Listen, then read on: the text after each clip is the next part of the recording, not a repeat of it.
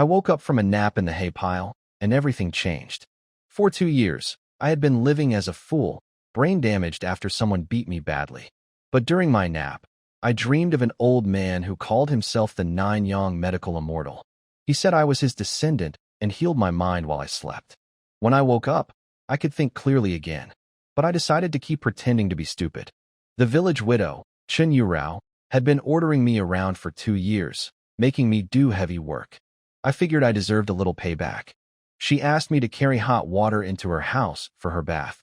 She is 26, the prettiest woman in the village.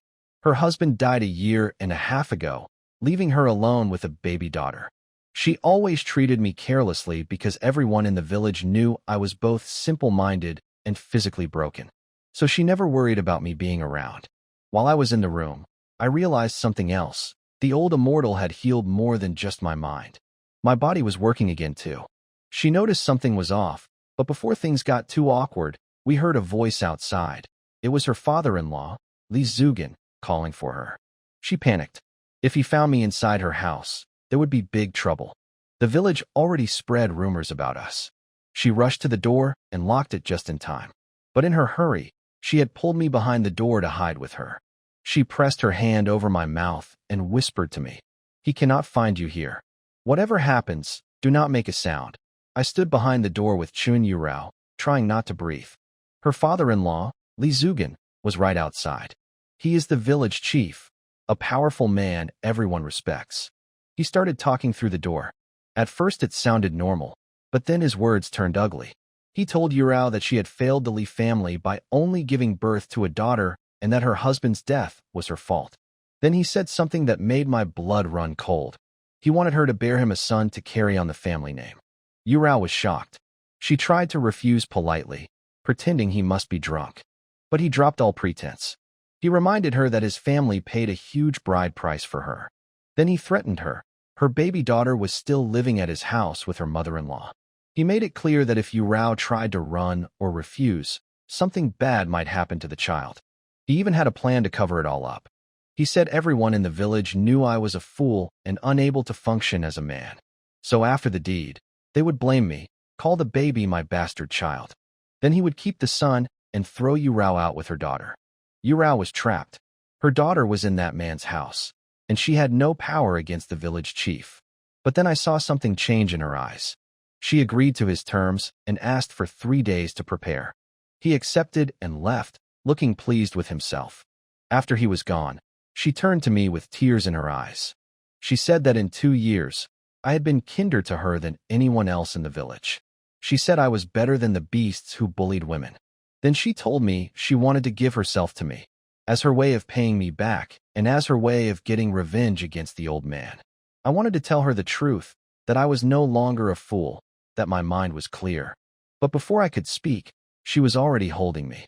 And in that moment, I could not think straight anymore. I carried her to the bed. But when I looked at her lying there with her eyes shut tight and tears rolling down her face, I suddenly came to my senses. What was I doing? How was I any different from that animal Li Zugin? For 2 years, Yurao had never mistreated me. She fed me after every job, gave me the meat from her own plate, and looked after me like an older sister. And here I was, pretending to be a fool just to take advantage of her. I slapped myself across the face and told her the truth. I said I was sorry for deceiving her, that I had recovered today and was no longer a fool. I lowered my head and waited for her to hit me or curse at me. But instead, she pulled me into her arms. She was crying, but they were happy tears. She said she had always thought of me as family, and that she had wished more than anyone for me to get better. She was not angry at all. Then she looked me in the eyes and said something that surprised me. She told me that if I did not mind, she wanted to be my woman. But at that very moment, just as I moved toward her, I blacked out completely. I found myself back in that white dream world. The old immortal was there again, stroking his beard and looking pleased. He said I had met his requirements faster than he expected and was ready to receive his full inheritance. He taught me a technique called the 9-yin-9-yang method. He said it could make me incredibly strong, cure any sickness, and at its peak, move mountains and drain seas. He also gave me 2 gifts, a magic gourd filled with a spirit liquid that could nourish all living things, and a scroll called the Book of Beauties that described 9 rare types of special body constitutions.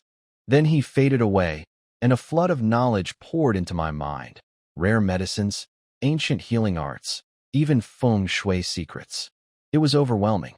When I finally opened my eyes, Yu Rao was shaking me, crying, begging me to wake up. She thought something terrible had happened. I smiled and told her it was just an accident, nothing to worry about. Then I pulled her close. From this moment on, everything was truly just beginning for me. Afterward, Yu Rao rested her head on my chest. She said today was the happiest day she had known in years. She wished she had married me instead. But when she thought about her father-in-law's threat, her face grew dark again. I held her tight and told her not to worry. I was not the same weak man anymore. I swore that Li Zugan would regret it if he dared to touch her. I told her I would never let anyone hurt my woman again. I even told her about the immortal's inheritance, hoping it would ease her fear. She smiled and said she believed me, not because of the story, but because I was her man, and that was enough. Then a voice came from outside. It was Aunt Lu, our neighbor. She sounded panicked. She said my brother Wang Jiqiang had come home with his gang of gambling friends, and she was worried about my sister-in-law. My blood went cold. My brother is a worthless gambler who disappears for weeks and only comes home to beat his wife for money. My sister-in-law, Bai Yakin, had been taking care of me these past 2 years. She is the reason I survived. A few months ago, debt collectors came to seize our house. I tried to stop them and got beaten badly. Yakin threw herself over me to protect me, and the blow damaged her eyes. She can barely see now. My brother did nothing. I threw on my clothes and told Yu Rao I would solve the Li Zugan problem within 3 days. Then I ran home as fast as I could. When I reached the yard, it was empty and quiet. But from inside the house, I heard my sister-in-law's frightened voice. She was saying, "Changfeng, let go of me," and "I am your sister-in-law, stop." Then I heard another voice, someone pretending to be me, imitating the way I talk when I act like a fool. She cried out again, begging the person to stop pulling at her clothes. I understood immediately. Those bastards were disguising themselves as me to assault her. She could not see well enough to tell the difference. Rage exploded inside me. I was going to make them pay. I burst through the door shouting, "Who dares touch my sister-in-law?" Inside, I saw her, Yakin, curled up in the corner of the old bed, her face flushed and frightened. And standing over her was Zhang Leihu, the bald, scar-faced thug who runs gambling dens and loan sharking across the whole area. He is the same man who blinded my sister-in-law's eyes when the debt collectors came months ago. He had been pretending to be me. Because Yakin can barely see, she thought it was me talking to her. He told her I had been drugged and needed her help. She even pulled out her money, less than 200 yuan, every bit she had, and offered it so I could go to a hospital. That is the kind of woman she is. And this animal was using her kindness against her. When I showed up, Zhang Leihu did not even flinch. He laughed and called me a stupid fool. He ordered his 2 thugs, Zhang Daong and Zhang Eryong, to beat me half to death. Both of them are huge men, well over 6 feet tall, packed with muscle. Last time they came, they cracked my head open like it was nothing. But this time was different. When Daong swung at my face, I caught his fist in my hand. He could not move it, like it was locked in iron. I twisted hard. The snap of his wrist breaking echoed through the room, followed by his scream. Eryong punched me in the back with everything he had. I barely felt it. It was like a fly landing on a wall. I spun around and slammed my fist into his face. Blood sprayed from his mouth along with 2 broken teeth. He dropped to the floor like a sack of grain. The immortal's inheritance had changed my body. My strength and toughness were now several times greater than a normal person's. With both his men on the ground, I turned toward Zhang Leihu. The arrogance was gone from his face. All I could see now was panic and fear. I walked toward him, step by step. Yakin could not see what was happening. She heard the screams and thought I was the one being beaten. She begged Zhang Leihu to stop, saying she would do anything if they let me go. I told her not to worry, they were no match for me. Zhang Leihu grabbed a rolling pin and swung it at my head. I caught it midair, then kicked him square in his fat belly. He flew backward into the wall and crumpled to the floor. I stepped on his bald head and pressed down hard. He begged for his life. I told him I was going to kill him for what he did to my sister-in-law's eyes. He panicked. I reminded him that everyone in the village knew I was a fool. Even if I killed him, the worst they could do was send me to a mental hospital. Then my brother Wang Jicheng stumbled in, reeking of alcohol. When he saw me standing on Zhang Leihu, he did not take my side. He shoved me away and helped Zhang Leihu up, calling him, "Brother Hu." I told him Zhang Leihu had tried to assault Yakin. My brother's response made my stomach turn. He said it was Yakin's good fortune that a man like Zhang Leihu would even look at her. Then he told me the truth. He had made a deal. Let Zhang Leihu have his way with Yakin, and each time would erase 5,000 yuan of gambling debt. 10 times, and the 50,000 he owed would be cleared. He was selling his own wife to pay off his gambling losses. Yakin sat on the bed with her eyes closed. She already knew. She had married a monster because her parents wanted the bride price money. Since then, she had not lived a single good day. My brother then revealed something else. I was not his real brother. His parents had found me as a baby and raised me. He said I was just a stray they picked up, and I had no right to speak about family. Then he sneered and made me an offer. If I could pay off his 50,000 yuan debt within half a month, he would sell Yakin to me. He said he did not care who bought her. I wanted to beat him to death. But I owed his parents my life. They raised me when no one else would. So I clenched my teeth and said, "Fine. 50,000. Deal." And I warned him, if anyone touched my sister-in-law again in the next 2 weeks, family ties would mean nothing to me. After my brother stumbled out, Yakin called me over. She could not see, so she ran her hands over my body, searching for injuries. When she was sure I was unhurt, she hugged me tight and scolded me for being so reckless. Then I told her the truth. I was not a fool anymore. She thought about it and realized everything I had said to Zhang Leihu and my brother made perfect sense. No fool could talk like that. She was overjoyed, but her happiness quickly turned to worry. She asked how I could possibly come up with 50,000 yuan in half a month. For people like us, that was an impossible amount. She had less than 500 yuan left to her name. I told her I had studied medicine in university before I was beaten into a fool. My knowledge was still there. I said I would find a way. Then I remembered her eyes. I told her maybe I could treat them. She grabbed my arm, shaking with hope. I laid her down and examined her carefully. What I found was not good. The damage to her nerves was severe, and it had gone untreated for too long. The condition was getting worse. If nothing was done soon, her eyes would go completely and permanently blind. With only the first half of the medical knowledge the Immortal gave me, I could not cure her. I would need the second half of the 9-yang medical scripture. And to unlock that, I had to find women with the 9 special body constitutions described in the Book of Beauties. Then something struck me. I checked her pulse again, more carefully this time. My hands started trembling. Yakin had one of the 9 special constitutions, the water charm sacred body. The Immortal had told me these were impossibly rare, 1 in 10,000. And here she was, right beside me this whole time. She felt my fingers shaking and asked what was wrong. I hesitated for a long time, then told her I needed to do a more thorough examination to confirm something. She paused, then understood what I meant. I needed to confirm whether Yakin truly had the water charm sacred body. The only way was a full physical examination, checking her bones and body through touch. I knew how awkward it would be, and I was afraid she would think I was just making excuses to take advantage of her. I could not tell her the real reason, so I lied. I said her nutrition had been poor for years, and I needed a complete check to prescribe the right medicine. She was quiet for a long time, then softly agreed. She lay down and closed her eyes. When I touched her, she was stiff and trembling. I told her to relax. But partway through, she grabbed my wrist and asked how much longer. I told her just a little more. It took everything I had to stay focused and professional. When I finished, I was certain. Yakin was 100% a water charm sacred body, one of the 9 rarest constitutions in the world. If activated, it could cure any illness in her body, including her eyes. But the method to activate it required something I could not explain to her yet. So I told her only that her body was special, that there was hope, and that I would start by preparing medicine to slow the damage to her eyes. The next morning at dawn, I went to Yurao's house. She was nervous when she heard the knock, afraid it might be Li Zugan. When she saw it was me, she threw herself into my arms. I told her I needed to borrow 500 yuan to buy medicine for Yakin's eyes. Before I could even finish explaining, she handed me 1,000 and asked if it was enough. I kissed her, took her 3-wheeled cart, and headed toward the village entrance.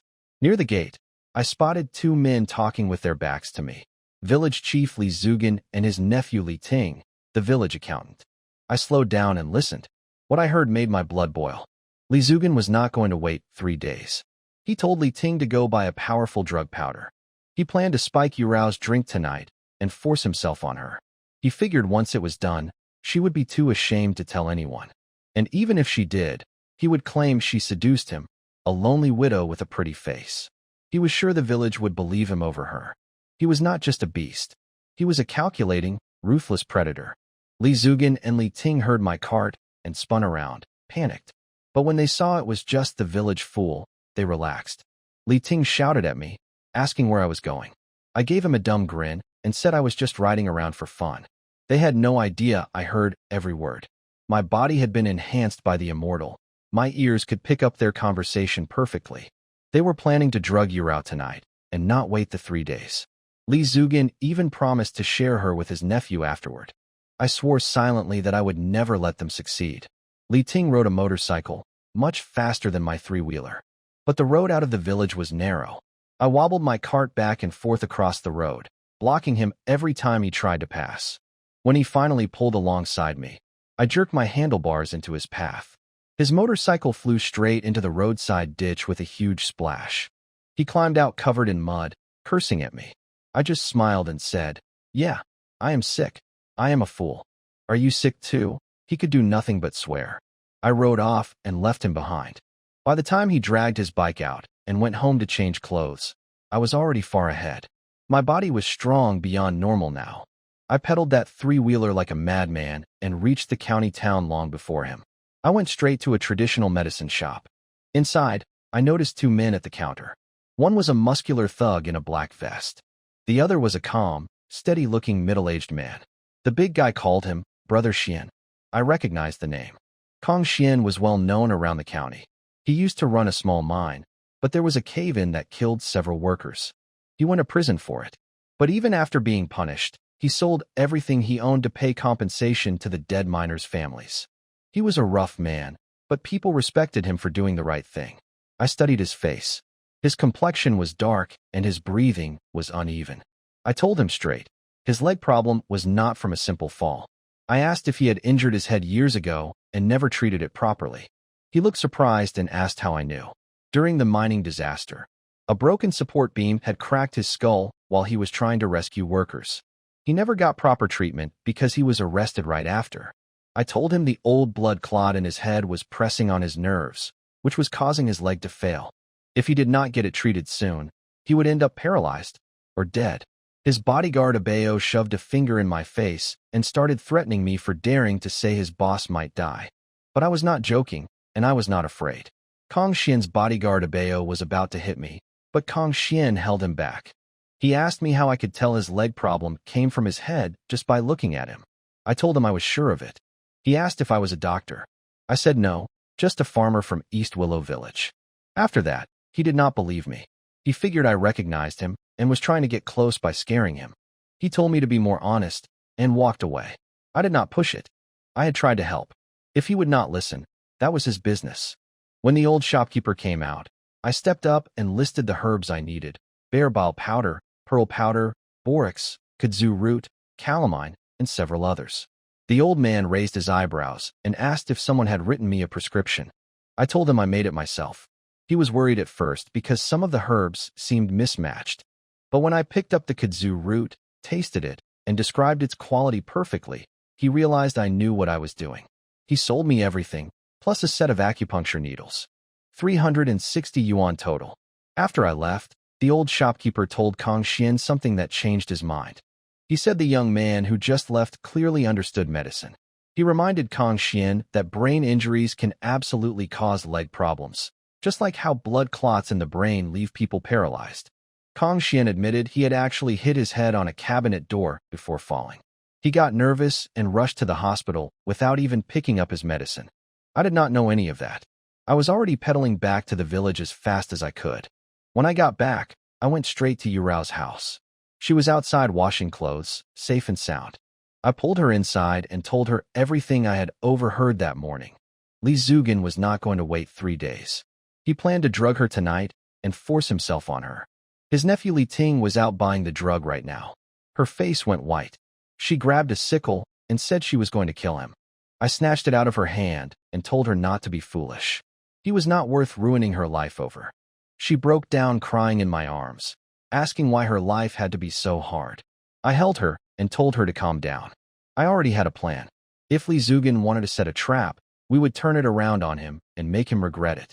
Yurao asked me what my plan was. I showed her a paper package filled with dried mountain yellow peel, a fruit that is also a medicinal herb. It looks and tastes like sweet sour candy, perfectly harmless on its own.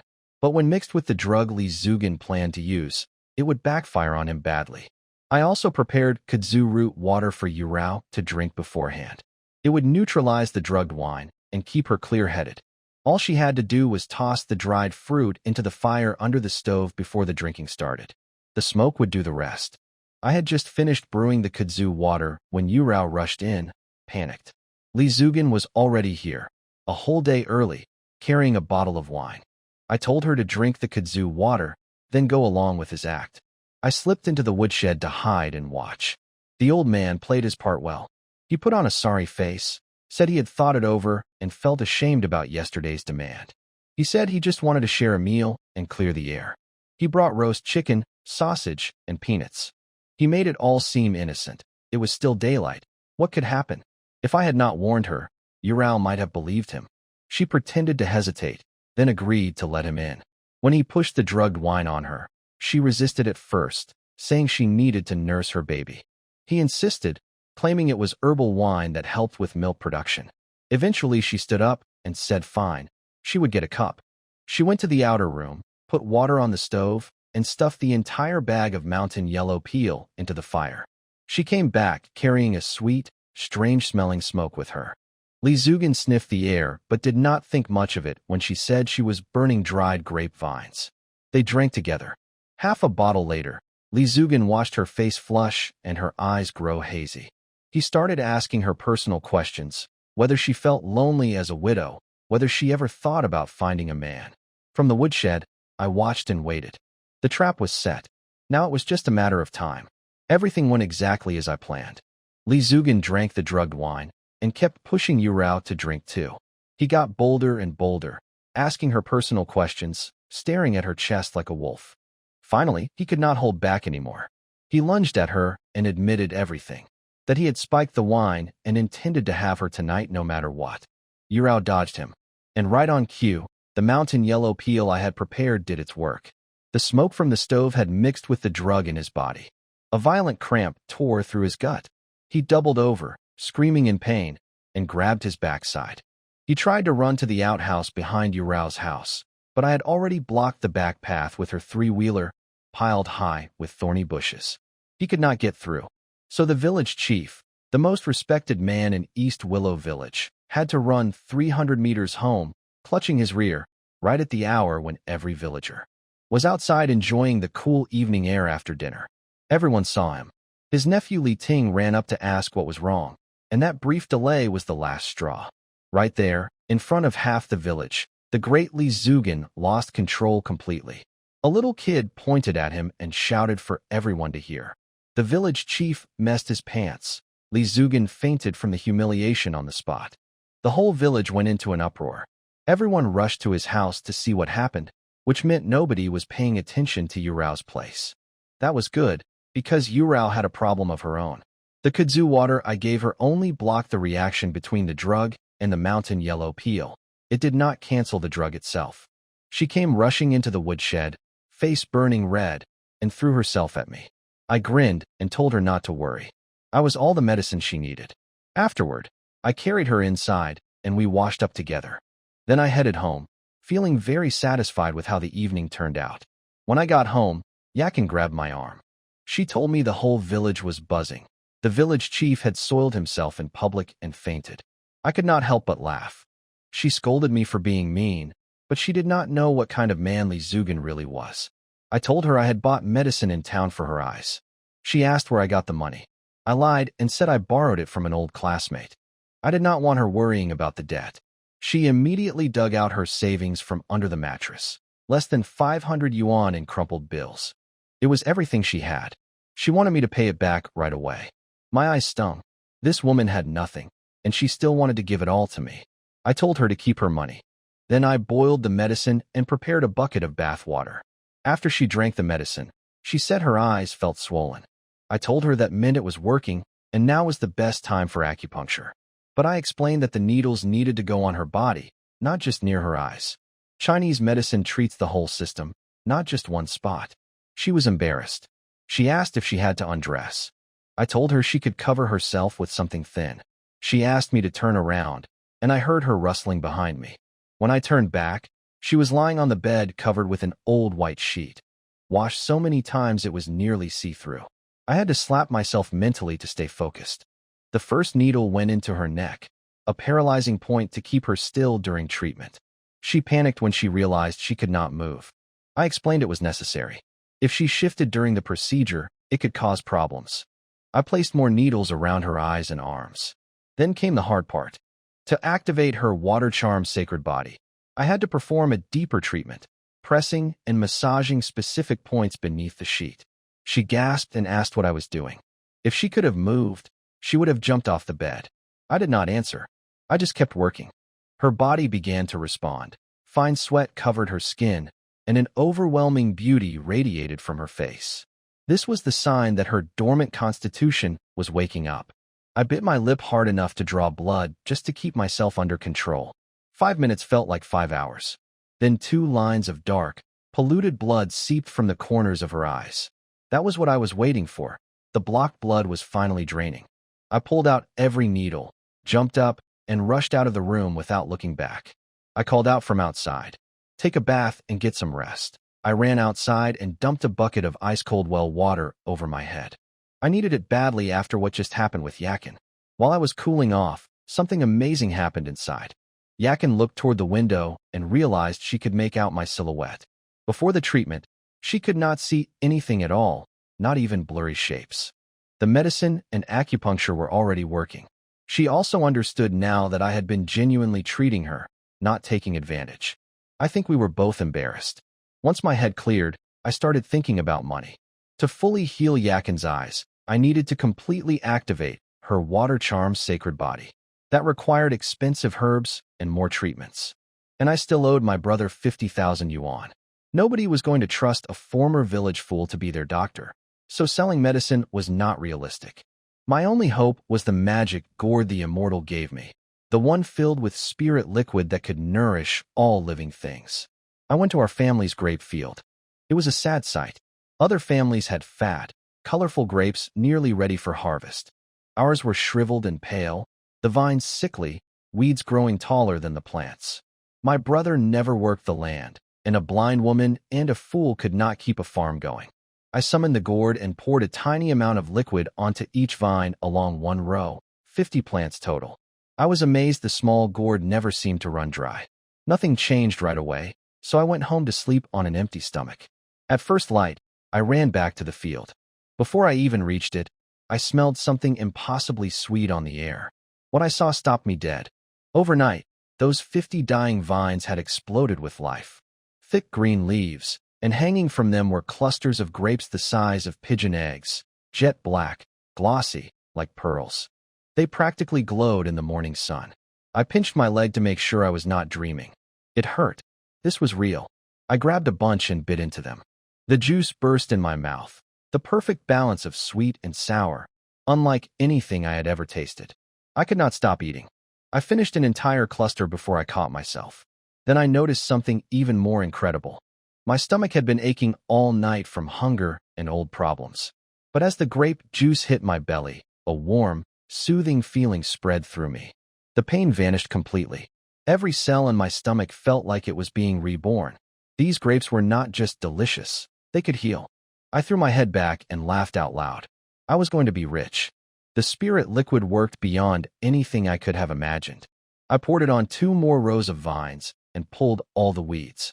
Then I ran home, grabbed 2 big bamboo baskets, and hauled every ripe grape to our cellar. These would be my ticket to making real money. But first, Yakin's eyes could not wait. When I got back to the house, I noticed something was different. Usually by this time, Yakin would call me to help her get dressed. She had relied on me for that ever since her eyes were hurt. Back when I was a fool, there was nothing awkward about it. But now things had changed. I did not think and just pushed the door open like always. She was sitting on the bed, half-dressed, struggling with her undergarment. The strap on the back was broken. She never could have gotten it on. When she heard me come in, she clutched her chest and shouted for me to get out. After last night's treatment, her body had begun to change. The water charm's sacred body was waking up, and even in that flustered state, she looked stunning in a way that was hard to describe. I swallowed hard and told her the problem. The strap was snapped. I found a good one from the drawer and sat down beside her, offering to help.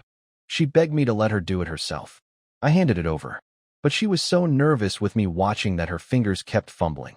She could not get the clasps done up behind her back. Finally, I reached over and fastened them for her. She went stiff as a board. I could tell she was remembering what happened during last night's treatment. The whole thing was painfully awkward for both of us. I kept my voice steady and said, "There. All done." After I helped Yakin get dressed, I got a nosebleed.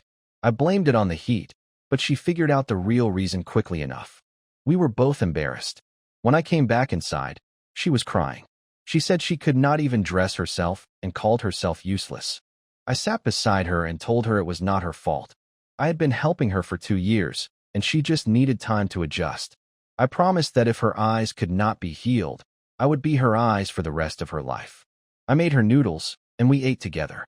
Before leaving, I told her that her body needed more conditioning first, and later I would use a special method to restore her sight. But it would require her complete cooperation. She did not hesitate. She said she would do whatever it took, as long as she would not be a burden to me. Her words echoed in my head as I left. I would worry about how to explain the details later. I borrowed Yurao's 3-wheeler, loaded 2 big baskets of the spirit-enhanced grapes, covered them, and rode to the county town. I got to the farmer's market before noon. I noticed the best spot, right across from the busiest stall, was empty. I parked there and uncovered my grapes. I did not know that spot was claimed by a local bully named Zheng Matzi, who was connected to the area's gangsters. Nobody dared set up near him. I started shouting to attract customers. The grapes did most of the work themselves. Their size, their glow, and that incredible sweet smell drew a crowd fast. People were amazed. They had never seen grapes this big from East Willow Village. Some worried they might be sprayed with chemicals. I ate one right in front of them to prove they were safe. Just as people were about to start buying, a harsh voice cut through the crowd. It was Zheng Matzi, back from a bathroom break. He accused me of selling drugged fruit and challenged me to eat both entire baskets to prove they were clean. He could not chase me away with so many people watching, so he tried to destroy my reputation instead. Zheng Matzi tried hard to ruin me. He told the crowd my grapes were pumped full of chemicals, that they would make men impotent, women infertile, and children stupid. People stepped back, frightened, but a stout older woman stood up for me. She called him out, saying he was just afraid of competition. She reminded everyone that she once bought plums from him that were full of worms. Other people chimed in too, saying he cheated on weight and sold rotten fruit. He had no credibility left. When the woman asked me my price, I said 50 yuan per gene. The whole crowd gasped. Regular grapes sell for 3 to 5 yuan. Even the best varieties go for maybe 15. Zheng Matzi burst out laughing and swore that if I sold everything at that price, he would call me grandfather. Just then, the mood in the market shifted. Vendors started shouting greetings towards someone walking in. "Boss Lin?" Over here, a woman stepped out from behind a black Mercedes. She was stunning. Light makeup, white blazer, matching knee-length skirt, wine-red heels clicking on the pavement. Every stall owner was trying to get her attention, but she walked past them all with a polite smile. Her name was Lin Ruitang. She owned one of the top 3 fruit shops in the county. She was Zheng Matzi's biggest customer.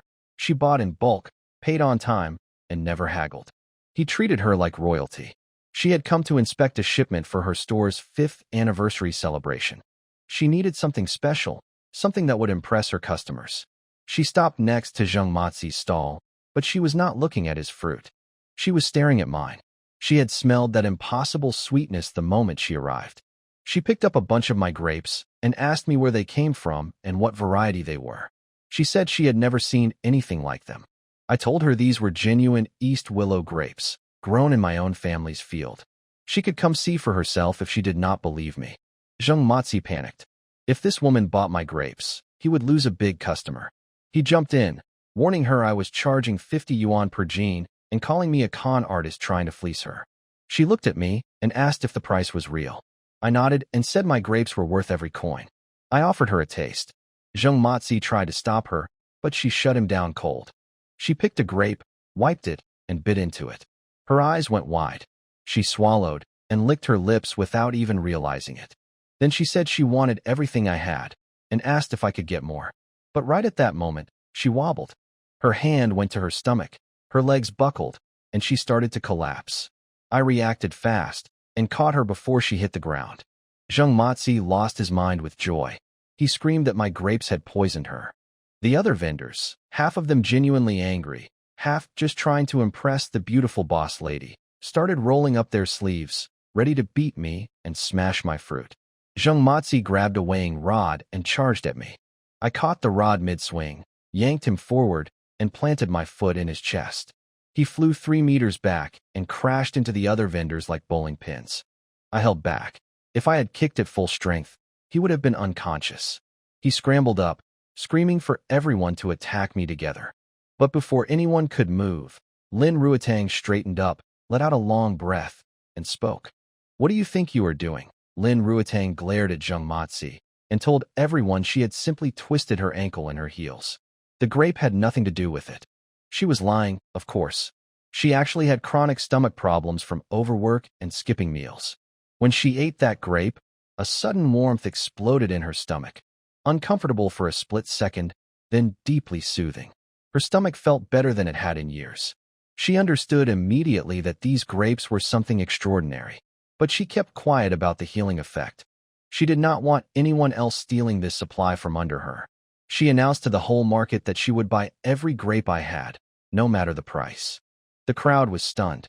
Zheng Matsi was furious, but did not dare say another word to her face. She asked my name and told me to follow her to her shop to weigh and settle payment.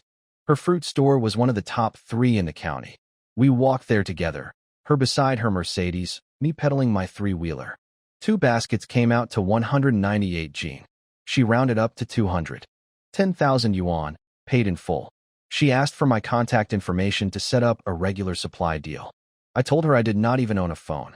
She asked me to call her, Sister Tang, and said we could negotiate a higher price if I wanted. But I did not commit to anything. I knew these grapes were worth far more than 50 yuan, and I was not ready to lock in a deal before I understood the full market. I told her I had urgent business at home and left. As I rode away, I glanced back. She was standing in the window watching me. Our eyes met for a moment, and she smiled. But that was not why I looked back. When I caught her wrist at the market, I had felt her pulse for just a second. Something about it was off, familiar in a way that made my heart jump. Could she be another one of the 9 special body constitutions? I told myself it was probably just my imagination, but I was not so sure. I stopped at the medicine shop and bought expensive tonics, ginseng, deer antler, and other supplements. Yakin's body was too weak and needed building up alongside the treatment.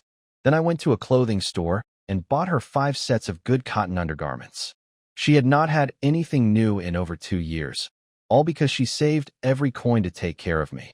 The shop owner also gave me a gift box, saying any woman would love it. I decided to give it to Yakin as a surprise. What I did not know was that after I left the medicine shop, Kong Xian came looking for me. The old shopkeeper told him I had just left. Kong Xian had gone to the county hospital after our conversation and gotten a full examination. The results confirmed everything I said. An old blood clot in his brain was pressing on his nerves. Surgery was possible, but extremely risky. Failure meant paralysis or becoming a vegetable. For a man like Kong Xian, that was worse than death. So he came looking for the young farmer who had diagnosed him with a single glance. The shopkeeper told him I lived in East Willow Village. Kong Xian loaded up 2 cars with 6 of his men and headed straight there. Meanwhile, I was already approaching home. From a distance, I saw a crowd gathered outside our gate. My heart dropped. In the yard stood Zhang Leihu, the same thug who had tried to assault Yakin. He had come back for revenge, and this time he brought backup. 5 strangers stood with him, led by a muscular man covered in tattoos named Yuan Xiang, a notorious enforcer from the county known for his cruelty. Yakin was standing in the doorway gripping a fire poker, trying to be brave. Zhang Leihu was threatening her, demanding I come out so he could cripple me. He said the beating I gave him last time had cost him face, and he was here to collect. The villagers watched, but nobody dared step in. They recognized Yuan Xiang by reputation. These were professional thugs from the city. Zhang Leihu would never have come back alone. Then I noticed something that made my blood boil even more. Yuan Xiang was staring at Yakin with hungry eyes. Zhang Leihu saw it too. It was clear. This new thug had the same disgusting intentions as Zhang Leihu himself. I rushed into the yard and saw Yuan Xiang gripping Yakin's wrist, trying to drag her inside. She was terrified. The village chief's tattooed enforcer had snatched her fire poker out of her hand like it was a toy. I noticed something else too. Yakin looked different. Her face had color now, her eyes were clearer, and there was something in the way she moved and spoke. A natural charm she never had before. The water charm's sacred body was waking up inside her. Unfortunately, it also made every thug in the yard want her even more. I shouted from the gate that if anyone touched her, they would answer to me. Zhang Leihu hid behind Yuan Xiang and started running his mouth, calling me names. Yuan Xiang told me to kneel and knock my head on the ground 3 times. I told him he was not worth kneeling to. He sent his men at me. The first one, a huge fat guy, swung his palm at my face. I hit him first. My fist connected with his nose before his hand even reached me. Blood sprayed out, and he crashed to the ground. The yard went silent. Nobody expected me to drop a man that size with 1 punch. I slapped my thigh and said, I am standing right here. Come and get me if you dare. Yuan Xiang screamed for everyone to rush me at once. His remaining men pulled out extendable steel batons and circled me. Yakin begged me to run. Then 2 Land Rovers roared up to the gate, kicking up clouds of dust. 7 or 8 men in black suits stepped out, followed by a calm, composed middle-aged man from the back seat of the first car. Everyone went quiet. Villagers, thugs, all of them. Zhang Leihu grinned. He assumed Yuan Xiang had called in even more muscle. He started taunting me again, saying no matter how strong I was finished now. The villagers thought the same thing. They figured a poor farmer like me could never know someone who rode in a Land Rover. They lowered their heads, sure I was about to be beaten half to death. But none of them recognized the man who stepped out of that car. It was Kong Xian. The villagers were buzzing with fear when the 2 Land Rovers pulled up. One of them, a man named Tai Dan who used to work in the mines, went pale. He recognized the man stepping out of the car. It was Kong Xian, the legendary boss who had ruled the county's underworld for over 10 years. People whispered that he had blood on his hands. Everyone assumed he was here to destroy me. Then Kong Xian walked up to me, smiled, and said, Mr. Wang, it has been too long. The entire yard went dead silent. Nobody could believe it. The most feared man in the county had just called a village fool, Mr. Wang, with genuine respect. Zhang Leihu had no idea who Kong Xian was. He started mocking him, calling him an old man who could barely stand, bragging about how powerful Yuan Xiang was, and warning Kong Xian not to mess with people above his level. Before he could finish, Yuan Xiang slapped him across the face so hard he nearly fell over. Zhang Leihu stared at him in confusion. Then he saw the cold sweat pouring down Yuan Xiang's face and understood. Whoever this man was, Yuan Xiang was terrified of him. Kong Xian walked up to Zhang Leihu and slapped him 3 times, each one harder than the last. You call my friend a fool? Slap. You say I picked a fight with someone I cannot handle? Slap. Show me who I should be afraid of? Slap. Zhang Leihu's face swelled up like a balloon, but he did not dare flinch. Kong Xian turned to Yuan Xiang and called him by his first name like a child. He asked him since when he had started forcing himself on women. Yuan Xiang stammered that he had no idea Kong Xian would be here. Kong Xian told him to take his garbage and disappear. Yuan Xiang did not need to be told twice. He grabbed his men and practically ran out of the yard. Zhang Leihu tried to slink away with them, but I caught his shoulder and squeezed until his face went white. I told him this was the last time. I would repay every yuan my brother owed. But if he ever came to my home again, I would make him wish he had never been born. Then I kicked him out through the gate. The villagers burst out laughing as he scrambled away in the dirt. He had come with a gang of professional thugs to crush me. He left humiliated in front of the entire village. He hated me more than ever now. But with Yuan Xiang cowering before Kang Xian, there was nothing he could do. After the thugs left, I brought Kang Xian inside and told Yakin to stay in her room. I made tea and sat down with him.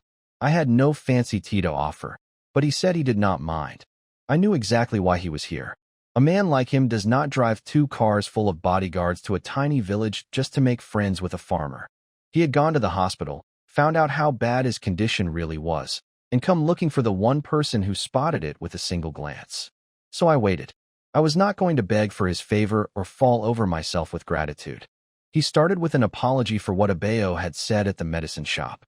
Then he nudged Abeo to apologize too. Abeo bowed and said sorry, clearly trying to steer the conversation toward asking me for treatment. I waved it off casually and said there was nothing to forgive. That threw off their whole plan. Abeo got desperate. He stepped forward and tried to drop to his knees, begging me to save his boss. I grabbed his arm with one hand and held him upright. He pushed down with everything he had, and this man was ranked the 3rd strongest fighter in the entire county. But I held him up from my chair with a single arm like it was nothing. The room went dead quiet. Kang Xian's eyes changed. He understood now. I did not need his rescue back in the yard. I could have handled Yuan Xiang and all his men by myself. His grand entrance was not a favor I owed him. It was a coincidence. More importantly, he realized I had seen through his whole strategy. He had come with a show of force, helped me out, then planned to cash in the debt by asking me to treat him. But I was not playing that game. If he wanted my help, he needed to ask properly, not manipulate me. Kang Xian looked at me for a long moment. Then he dropped the act. He said plainly, "Mr. Wang, my illness is serious. You saw it with one look. I am asking you to save my life. Whatever conditions you want, name them." I did not talk about conditions. I told him to give me his wrist. I pressed 2 fingers to his pulse and felt everything. My brow tightened. The situation was worse than I expected. I stood up and walked toward my room without looking back. I said 3 words. "You came too late." Kang Xian's face went gray when I said he came too late. He thought I was telling him he was going to die. I let him sit with that for a moment, then came back out carrying my needle case. I told him I meant it would have been simple 2 years ago. Now it would take multiple treatments, but he could still be cured. About half a month of medicine and acupuncture should do it. He looked like he wanted to strangle me for scaring him, but he kept his composure. I pulled out a short needle. His bodyguard Abeo started to protest, but Kang Xian shut him up and ordered everyone outside. He told me to go ahead, whether I cured him or not. He would be grateful I tried. I respected that. This man had guts. The first needle went into his neck, my paralyzing technique. He could not move, but instead of panicking, his eyes lit up. He recognized real skill when he felt it. Then I took out the second needle. This one was half a foot long.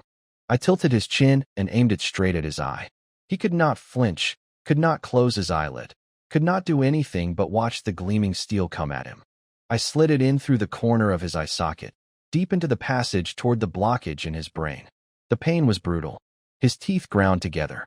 Then came a sensation like electricity shooting through his entire body, followed by itching as if a million ants were crawling under his skin. Tears and snot streamed down his face. He could not scratch, could not move, could not scream. His eyes blazed with fury. When I finally pulled the long needle out and removed the paralyzing one, he collapsed forward onto his knees, gasping like a man pulled from drowning. I told him to wash his face.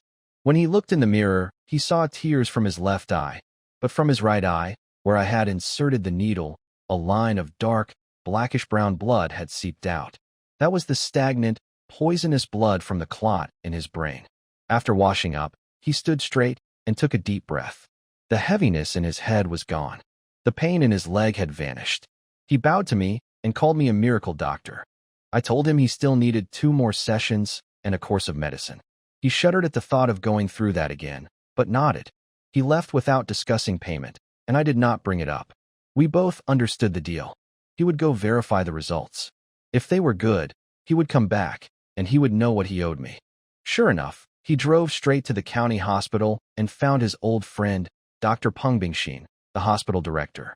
Peng had already arranged for a brain specialist from the provincial capital to examine him next month, a man who gave Kang Xian a 30% chance of survival with surgery. But Kang Xian told him to skip all that and just run another brain scan. Peng was skeptical. He said no Chinese medicine practitioner could treat this kind of condition unless Kang Xian had somehow found one of the legendary grandmasters. But he agreed to do the scan. When the results came back, Peng stared at the images and could not speak. He ran the scan again, thinking the machine was broken. He tested it on another patient to confirm it worked. Then he scanned Kang Xian a second time. The results were the same. Peng's face went white. He stammered, "This is impossible. This does not make scientific sense." Back at the hospital, Dr. Peng told Kang Xian the news. The dark mass pressing on his brain, nerves had shrunk by 2/3 in a single session. The stagnant blood had mostly drained away. Peng was shaking with disbelief. He said the principle was simple. I had threaded a needle through the eye socket directly into the affected area and let the old blood drain out. But doing it blind, with no imaging, no open skull, no margin for error in the most delicate organ in the human body, that was either the work of a madman or a god. Peng begged Kang Xian to introduce me to him. He dreamed of recruiting me for the hospital. Kang Xian told him to slow down. A man with my abilities who chose to stay unknown clearly had his reasons. He would mention it next time, but would not make promises on my behalf. Smart man. His life was still in my hands. Meanwhile, I was back home giving Yakin her second acupuncture treatment. It was no easier than the first. My hands shook the entire time. When I finished, I bolted out of the room again without looking back. I shouted on my way out that I had bought her new clothes and a mystery gift she would love. Then I went outside and dumped cold water over my head until I could think straight. Her eyesight had improved enough that she could manage dressing on her own now. She put on one of the new cotton sets I bought, simple and modest, just as I picked. Then she opened the fancy gift box from the shop owner. She pulled out something thin, white, and lacy. She held it close to her face to see it clearly. When she finally made out what it was, some kind of see-through lingerie with openings in places that should not have openings, she screamed and threw it across the bed like it had burned her. I heard the scream and rushed in. She was beet red, hands behind her back, refusing to look at me. I asked what was wrong. She snapped that I already knew. I had no idea what she was talking about. I asked if I could see the gift. She shook her head violently and told me to get out.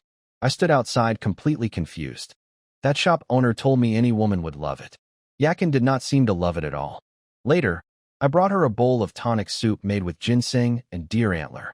While she drank it, I noticed she kept opening her mouth to say something, then stopping. Finally, after she finished, she whispered with her head down, "Do you really want to see it?" I blinked. "See what?" She stamped her foot on the floor. "The gift, obviously." I told Yakin that if she did not like the gift, she could throw it away. She went quiet for a moment, then said in a small voice that she would show me when she was ready. I had no idea what that meant, but I let it go. After dinner, I went back to the fields to water more vines with the spirit liquid. I kept thinking about Lin Ruotang and whether the grapes were selling well. I decided that next time I went to town, I would buy a phone so I could stay in touch with her. I did not need to worry. Today was the grand opening of her store's anniversary celebration. She had planned everything carefully. Her shop, Lin Jixian, was already one of the top fruit stores in the county. For the event, she offered 20% off all fruit, but only for customers who bought a 500 yuan membership card. And only members could buy the mystery premium grapes. Her staff was nervous. The deputy manager, Lu Lan, who had been with her since day one, thought the boss had made a mistake. The grapes were priced at 60 yuan per gene, 12 times what normal grapes cost. Even her wealthy regulars balked when they saw the price tags. They accused her of robbery. Not a single person was buying. But Lin Ruotang had already planned for this. She promised a full refund, including the membership card, to anyone who was not satisfied after tasting them. Then her secret weapon walked through the door. A middle-aged man named Chen Wei, the deputy chief of the county police bureau. His wife was a close friend of Lin Ruotang's, and she had a stomach condition. Lin Ruotang had quietly sent her 2 bunches of the grapes the day before. Chen Wei laughed and said his wife had eaten them and declared them better than the legendary immortal fruits from Journey to the West. She had ordered him to come by more today, or he would be sleeping outside. He wanted to pay, but when he saw the price and noticed none of the rich customers around him were buying either, he hesitated. He did not want to look like a fool spending 60 yuan on grapes. Lin Ruotang smoothly offered him 2 gene for free, saying it was a gift for his wife's loyalty. He decided to taste them first before committing to more. While I was out in the fields watering more vines, Lin Ruetang's store celebration was underway, and things were going exactly as she planned. At first, it looked like a disaster. Her wealthy regulars walked in, saw the 60 yuan price tag, and revolted. They accused her of treating them like fools. Not one person reached for their wallet. Her deputy manager Lu Lan was sweating, sure the boss had miscalculated. But Lin Ruetang had planted a seed the day before. She had sent 2 bunches of my grapes to the wife of Chen Wei, the deputy police chief. His wife had a stomach condition, and after eating those grapes, she felt better than she had in years. She ordered her husband to go buy more or face consequences at home. Chen Wei walked in right on schedule. He picked a grape, popped it in his mouth without even washing it, and his eyes went wide. He stood there eating half a bunch before he realized the whole store was watching him. He apologized, then said every grape he had eaten before in his life tasted like a radish compared to these. He bought 8 jean, 2 for home, 2 for his boss, and the rest for his office colleagues. He paid full price and insisted on it. That changed everything. A man in his position would never play along with a sales trick. If the deputy chief thought 60 yuan was fair, these grapes had to be something special. The rich customers started buying. Lin Ruetang played it perfectly. She announced a limit of 4 jean per person. They complained immediately, pointing out that Chen Wei got 8. She, reluctantly, raised it to 6. The scarcity made them want the grapes even more. Once they tasted them, the complaints vanished completely. People were moaning with pleasure, saying every other grape they had ever eaten was pig feed. 2 customers with chronic stomach problems felt instant relief and announced it out loud. That set off a frenzy. Everyone wanted 10, 20 jean. Lin Ruetang held firm at 6 per person. So the businessmen started calling their wives, their friends, their colleagues, anyone who could come to the store and buy 6 more jean under a different name. The store went from dead silence to absolute chaos in under an hour. Lu Lan stood behind the counter with her mouth hanging open, watching the same customers who had called the price robbery now begging for more. Lin Ruetang's store had its best day ever. The grapes sold out in 2 hours. The membership cards and other fruit sales brought in more money than she usually made in half a month. She was thrilled, but also panicking, because she had no way to contact me for more supply.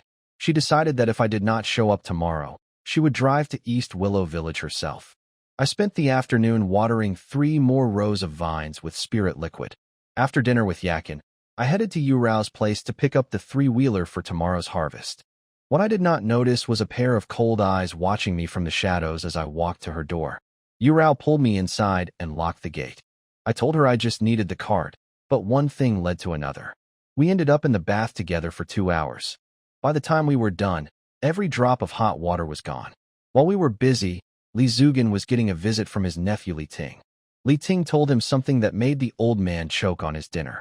He said he had seen me go into Yu Rao's house, and I had not come out. When I was a fool, nobody thought twice about me visiting her. But now that my mind was healed, it looked very different. Li Ting connected the dots.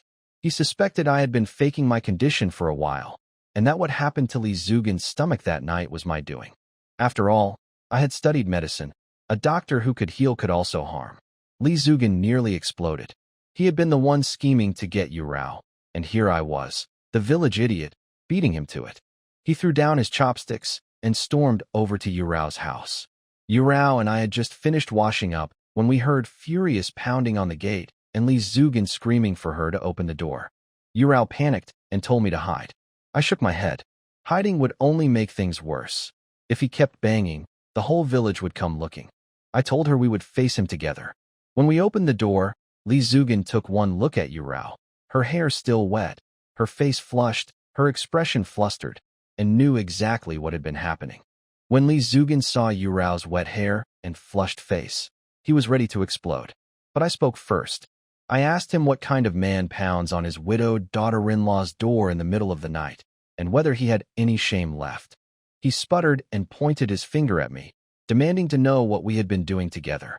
I told him plainly, we were both single adults, and what we did was none of his business. No law says a widow has to stay faithful to a dead man's family. I warned him to stop harassing Yu Rao, or there would be consequences. He wanted to hit me, but he had heard what happened with Zhang Leihu and Yuan Xiang. He knew Kong Xian had stood behind me. He was not stupid enough to try force. So he left with a threat and murder in his eyes. Yurao was worried, but I told her I would handle everything. I took the three-wheeler and went home to sleep. Li Zugan did not sleep. He sat up with Li Ting and hatched a scheme. Years ago, the county had sent an honest accountant named Zhao to oversee village funds. Zhao would not let Li Zugan steal public money, so the two of them framed him for embezzlement. Zhao was fired and punished, and Li Ting took his job. Now they planned to use the same trick on me. The county had just sent 30,000 yuan for repairing the village water channel. Li Ting would take the cash from the village office, sneak into my yard at night, and hide it in my woodpile. In the morning, they would accuse me of stealing it, search my home, and find the evidence. I would go to prison, and with me gone, Yurao would have no one to protect her. Late that night, Li Ting climbed over my fence and crept to the woodpile. He thought I was asleep, but my enhanced hearing picked up his footsteps the moment he reached the eaves. I watched through the door crack as he stuffed a cloth bundle into the firewood and slipped away. I went out and opened the bundle. 3 stacks of brand new bills, 30,000 yuan. My first impulse was to march straight to Li Zugan's house, but I stopped at the gate. If I confronted them now, they would deny everything and turn it around on me. I needed a smarter plan. I thought for a moment, then smiled. I tucked the money into my coat and went back to bed. Before dawn, I was already at the fields. The 2 rows I had watered yesterday were bursting with perfect grapes. I picked everything, loaded the cart to the brim, and rode toward the county town under the first light of sunrise. When I reached Lin Ruotang's store, it was still closed. I waited half an hour until a woman in a white blouse and black skirt walked up with keys. It was Lu Lan, the deputy manager. She did not recognize me at first, but when she saw my cart, her face lit up. "You're Mr. Wang? Thank goodness. We've been waiting for you." Lu Lan, the deputy manager, told me the grapes had sold out completely and customers were desperate for more. She called Lin Ruotang, who rushed over looking relieved to see me. We weighed the load, 495 jin, rounded up to 500. That came to 25,000 yuan. The problem was I had no phone, no bank account for transfers, and the store did not have that much cash on hand. Lin Ruotang had to drive me to a bank to withdraw it. She told me I really needed to get a phone. I agreed. After we said goodbye, I went to a phone shop and bought a 2,000 yuan smartphone, set up a number, and called her right away. She saved my contact and asked if she could visit my grape field sometime.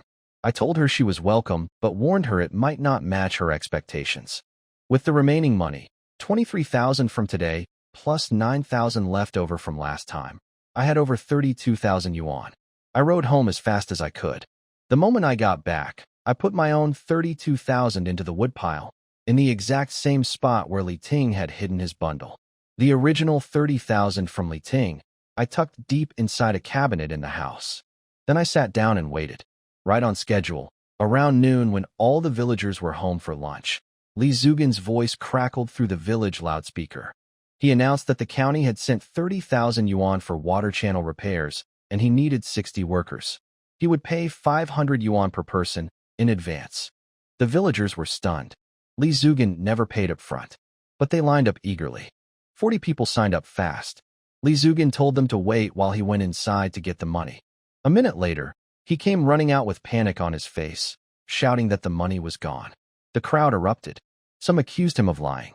Others threatened to report him to the county for stealing public funds. He raised his voice over the chaos and said he had just remembered something. Late last night, he had gotten up to use the bathroom and seen someone sneaking away from the village office in the dark. Then he pointed his finger and said, "Wang Chongfeng is the prime suspect." Everything went exactly as I expected. At noon, Li Zugan marched toward my house with a crowd of angry villagers. He and Li Ting had done their little performance, announcing the missing labor funds, pointing fingers at me, claiming they saw me sneaking around the village office at night and hiding things in my woodpile. I was sitting in the yard washing clothes when they arrived. I stood up calmly and walked to the gate. Li Zugan asked why I had not signed up for the work crew. I smiled and said I did not need the money. I would rather let my neighbors have the opportunity. The villagers looked confused. Li Zugan's eyes lit up. He thought I was making his job easier. Then Li Ting stepped forward and asked if I had been digging around my woodpile last night. I let my face go pale and stammered. "How did you know about that?" They both froze. This was not how they planned it. I was supposed to deny everything, and then they would dramatically find the money and prove me a liar. Instead, I had just half-admitted something, and they did not know what to do with it. But they pushed ahead. Li Ting demanded to search the woodpile. Yakin, who had come outside when she heard the commotion, shouted that they were liars and that I would never steal. She told them to search all they wanted. They would find nothing. My poor, trusting Yakin. She had no idea what these two snakes were capable of. Luckily, I had already prepared for this. Li Ting rushed to the woodpile and pulled out a cloth bundle. He held it up with a smug grin and asked what I had to say for myself. I lunged at him, acting furious, trying to grab it back. "Give me my money," I shouted. He dodged away, laughing, calling it stolen goods. Of course I could have taken it from him easily, but I needed him to open that bundle himself, in front of everyone. The villagers shook their heads in disappointment. Some cursed me, saying the village had even helped pay for my college education. Their anger was real. This money was supposed to be their wages. Li Zugan delivered what he thought was the killing blow. He said if the money were really mine, it would be a mix of old and new bills. But the county funds were brand new, sequential serial numbers. He ordered Li Ting to open the bundle in front of everyone. Yakin understood now. She knew this was a trap. She tried to throw herself under the bus. She started to say the money was hers, that she had stolen it, trying to take the blame for me. I clamped my hand over her mouth and told her to stay quiet and trust me. She closed her eyes in despair, certain we were finished. But she did not know what was actually inside that bundle. Li Ting opened the bundle in front of everyone. The yard went dead quiet. Then came a shout of disbelief. It was Li Zugan. The money inside was not neat stacks of sequential new bills. It was a messy mix of old and new notes, tens, 20s, hundreds, clearly totaling more than 30,000. Nothing like what county funds would look like. The villagers turned to stare at Li Zugan. He had promised them brand new serial numbered bills. What they were looking at was obviously someone's personal savings. Li Zugan's hands were shaking. His whole plan had collapsed. Last night, after he left my yard through his nephew, I had swapped out his 30,000 in government cash and replaced it with my own 32,280 yuan. All the money I earned selling grapes, in random denominations. I snatched the bundle back and held it up. I said these were my earnings, not public funds, and asked if maybe Li Zugan had pocketed the labor money himself and was trying to frame me. The crowd turned hostile toward him. Villagers started demanding he return their wages. Some threatened to report him to the county. Li Zugan went pale and could not get a single word out. Li Ting jumped in to rescue him, reminding him there were other public funds besides the labor money. Li Zugan grabbed onto that like a drowning man. He claimed the total amount in the bundle was actually a mix of labor funds and village reserves. I laughed in his face. I told him to prove any of it was public money. He had no receipts, no records, nothing. Then he seized on one thing. He asked how a man who just recovered from being a fool could possibly earn over 30,000 yuan. I told him I made it selling grapes. He roared with laughter and pointed at me. Everyone knew my family's grapevines were the worst in the village, shriveled, sickly fruit nobody would buy. He rallied the crowd and called for people to grab me and drag me to the county police station. Just as he and Li Ting moved toward me with ugly grins on their faces, the villagers outside the yard started murmuring. A car was coming.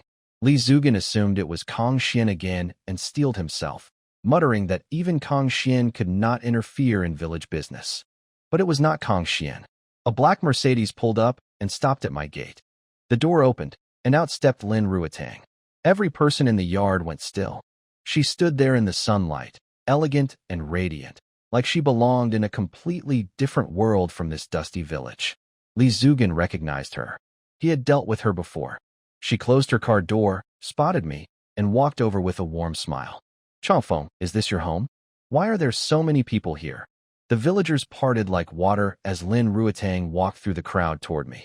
Li Zugan rushed to intercept her, thrusting out his hand with a greasy smile, introducing himself as the village chief. She looked at his eyes, felt disgusted, and did not shake his hand. He tried to poison her against me. He told her I was a thief who had stolen 30,000 yuan in public funds, and that every villager could testify. He said my claim of earning the money from grapes was absurd. Our village had not even started its harvest yet, and my family's pathetic vines could never produce anything worth that much. Then he asked her, "You don't believe he could sell grapes for 30,000, do you?" Lin Ruotang glanced at me, then back at him. "No, I don't believe it either." Li Zugan practically glowed with triumph. Then she continued, "His grapes were sold to me. 50 yuan per gene, 2 shipments, nearly 35,000 total. So how could it only be 30,000? The yard went completely silent. 10 full seconds of stunned quiet, then an eruption of noise. Villagers gasped and shouted to each other in disbelief. 50 yuan per gene? Almost 40,000 for grapes from the worst field in the village? Li Zugan went white. He accused her of being in on it with me, of lying to protect a thief. Lin Ruotang calmly pulled out her phone and showed the crowd her bank withdrawal record from this morning, 25,000 yuan. She told everyone they were welcome to go ask around the county. Her store's anniversary celebration had been built entirely around my grapes, and they had sold out within hours. Li Zugan stared at the screen, trembling like a man having a seizure. He kept muttering, "Impossible," over and over. I pushed him aside and told him to stop pretending to be crazy. Then I said it plainly for everyone to hear. Someone had stolen village money and tried to frame me for it. If I had not been honest, they would have succeeded. Li Zugan was cornered. The villagers were breathing hard, glaring at him. He almost slipped. He started to say, "Last night I clearly," before catching himself. He had nearly confessed that he knew exactly where the money was hidden because he put it there. I smiled at him. "Last night you clearly what? Go ahead. Finish your sentence." He stared at me with bloodshot eyes, shaking with rage, and could not say a single word. Li Zugan was trapped. He could not explain where the labor money had gone without admitting he had planted it in my yard. I leaned close and whispered that I would be keeping his 30,000. After all, he had personally arranged for Li Ting to deliver it to my doorstep. That broke him. He screamed and threw himself at me with his fists. I kicked him away before he got close. I told the crowd I had tried to give him a way out quietly, but he chose violence instead. The villagers were furious. They demanded he hand over the labor funds immediately, or they would report him to the county. Li Zugan had no choice. He dragged himself to his feet, swore he would make me pay, and stumbled away in humiliation. The villagers followed him. They were not letting him go until they got their money. After everyone left, I apologized to Lin Ruotang for the ugly scene. She smiled and said it was not my embarrassment to worry about. She asked to see my grape field. I brought Yakin inside, put the money in her hands, and told her I would explain everything when I got back. Then I grabbed a basket and headed out. Lin Ruotang was waiting by her car, dressed in a white blouse and fitted skirt with high heels. I pointed toward the hillside where my field was and warned her there was no road for cars and her shoes were not suited for the walk. She shrugged and said she was tougher than she looked. She regretted that within minutes. The path was soft dirt that swallowed her heels with every step. She had to walk on her toes the whole way. By the time we reached the base of the hill, her calves were cramping. She asked how much farther. I told her about another half-mile uphill. She bent over to rub her legs, and her collar fell open. I quickly looked away and coughed. She caught me, covered herself, and glared. She refused to turn back. I realized she was not just here out of curiosity. She suspected I was not actually growing these grapes myself, that I was sourcing them from somewhere secret. She had seen the other village fields along the way, all producing ordinary fruit. She figured I was hiding something, and the difficult walk was my way of discouraging her. She was wrong about the deception, but she was right that I had a secret. "I'll walk every step if I have to," she muttered behind me. "I'm going to see that vineyard today no matter what." I took Lin Ruotang's hand to help her up the hill. The moment I touched it, I froze. Her skin had a specific quality, soft like lotus petals, bones like lotus root. It matched one of the 9 special body constitutions from the Immortal Scroll. I squeezed her hand instinctively to confirm, and she snapped at me to stop groping her. I quickly covered it up and kept walking. 10 minutes later, we reached my vineyard. She stood there speechless. The vines were thick as a child's arm, the leaves as big as fans. Even the few leftover bunches I had not picked that morning were enough to shock her. I handed her a bunch. She ate one grape, and the familiar magic filled her mouth. She was satisfied. This was real, grown right here in this soil. Then she proposed an exclusive supply deal. She wanted every grape I grew, no matter the quantity. I told her I needed time to think. Her county was small, and I had bigger ambitions. I wanted to sell to the city, the province, maybe the whole country. Locking in with one shop would limit me. She took it well. She just asked that I keep her supplied in the short term, and I agreed. She was the first person who believed in my grapes, and I would not forget that. I was relieved she did not walk further up the hill. Beyond the rows I had treated with spirit liquid, the vines were still sickly and pathetic. That would have been impossible to explain. On the way down, her tired legs gave out. She screamed and fell straight into me. I caught her, felt an impressive impact against my chest, and quickly set her upright by the shoulders. Then she said her ankle was twisted and she could not put weight on it. I looked down. Her stocking was torn, showing white skin through the black material. She hit me and told me to stop staring. I said I was checking for injuries. I crouched down and reached for her foot.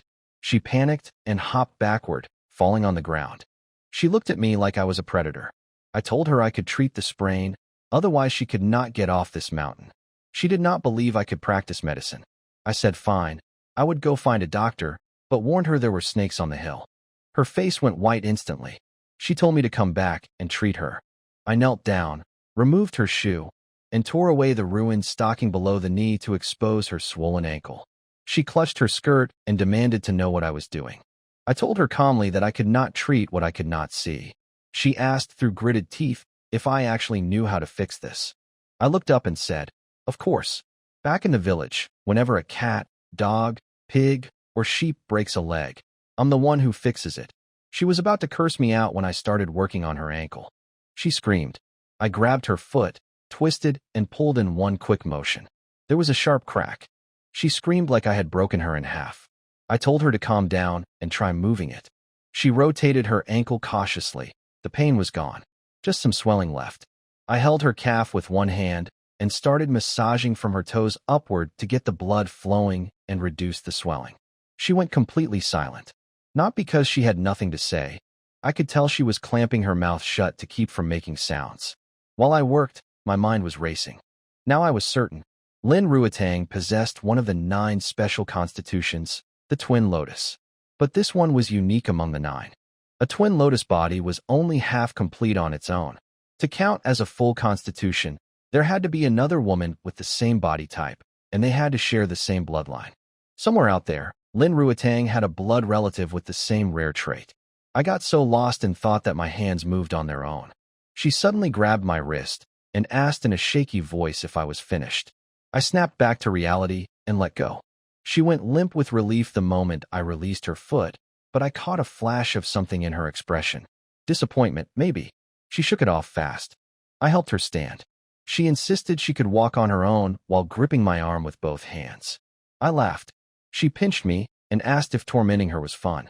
I joked that in novels, the rescued maiden always says she has nothing to repay her savior with except herself.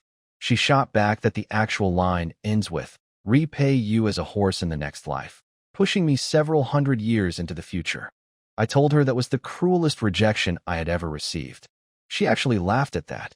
Something shifted between us on that hillside. By the time we reached the village, she told me to stop calling her boss Lin. In private, I should call her Ruatang. She said that was what her friends called her. I put her in her car and told her I would deliver the next batch of grapes within 2 days. She smiled, said her twisted ankle was on her left foot so it would not affect her driving, and drove away. When I got home, Yakin was sitting on the bed clutching the money with both hands, looking overwhelmed. She asked me nervously if that woman had left. Then she whispered something that nearly knocked me over. She asked if I had been kept by a rich older woman. If that was the real reason someone gave me so much money. She said our family's grapes could never be worth that much. I stared at her in disbelief. She could not see clearly enough to know that Lin Ruatang was a young beauty, not some wealthy old woman. She had completely misunderstood. I told her she had it all wrong. Since she did not believe our grapes could be that good, I had brought some back from the field. One taste would settle everything. I washed a bunch of grapes and picked the individual fruits into a bowl for Yakin. She could feel they were bigger than normal East Willow grapes. The moment she tasted one, she grabbed my arm. Changfeng, did these really come from our field?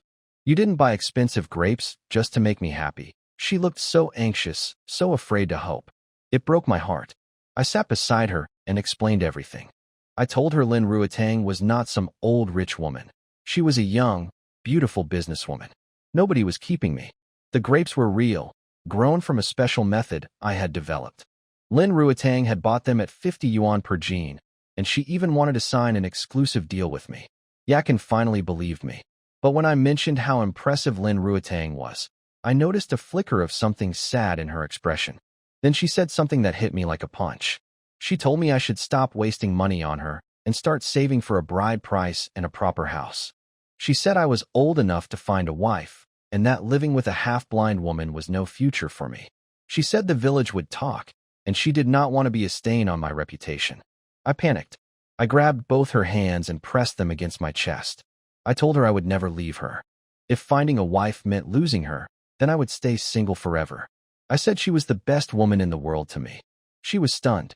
She told me to stop talking nonsense, that I could say these things at home, but must never repeat them outside. She tried to pull her hands free, but I held on tight. She was trembling. I leaned closer and told her that once I paid off my brother's debt, she could divorce Wang Jiqiang. Then no one could say a word.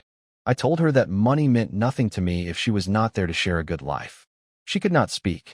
I could see her eyes filling with tears, but for the first time, they looked like happy tears. I leaned in even closer. She felt my breath on her face and turned away in a panic, whispering for me to stop. I pulled back. She needed time to process everything. I told her she was stuck with me forever, whether she liked it or not. Then I said to eat the grapes and wait for me. I had things to take care of outside. As I walked away, I knew something had changed. She did not argue. She did not tell me I was wrong. She just sat there, holding her knees, her face burning red. After my footsteps faded, she reached under the mattress and pulled out that gift box, the one that had made her scream days ago. She held the lacy garment in her hands and made a quiet decision. She would wait until I cleared my brother's debt. Then she would divorce Wang Jiqiang. And then she would give herself to me completely, even without a ceremony, even without a title, because I had given her something no one else ever had, a reason to believe life could be good. After leaving the house, I was full of energy. Yakin had not rejected me. Now I needed to move fast, earn money, pay off my brother, and set her free. I rushed to the vineyard and started watering more rows with spirit liquid. But after finishing 2 more sections, the gourd ran dry. Cold sweat covered my forehead. I had always assumed the gourd held an endless supply. If the liquid was gone for good, my entire plan would collapse. I sat in the dirt for 10 agonizing minutes, then tried again. A thin trickle dripped out, about 1 small cup's worth, then stopped. I nearly collapsed with relief. So the liquid could regenerate, but slowly. About 1 small cup every 10 minutes. The gourd had a limit. I had been pouring it out carelessly before, probably wasting a great deal. From now on, I needed to be precise. I picked 10 untreated vines and ran an experiment, giving each one a different amount. Some just 2 or 3 drops, others a full wine cup. All much less than before. I would check tomorrow to see which amount worked best. By the time I came down from the hill, the sun was setting. I saw villagers working by lantern light, digging the water channel with shovels. I smiled.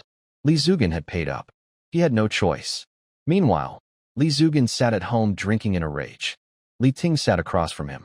The old man slammed his glass on the table and cursed. He had lost 30,000 yuan, lost face in front of the entire village, and failed to put me in prison. It was the worst defeat of his life. Li Ting told him he had snuck up to my vineyard after Lin Ruetang, and I came down. What he saw shocked him. Vines thick as a child's arm, leaves the size of fans, soil so rich you could squeeze oil from it. He had not found any ripe grapes because I had already harvested them, but he was sure there were plenty more still growing higher up. Li Zugan's face went dark. He was not going to let this go. He could not beat me in a battle of wits, so he decided to go after the one thing I could not guard every hour of the day. He said, "He depends on that mountain field, so I will destroy it. I will ruin his grapes and his soil, and make him regret ever crossing me."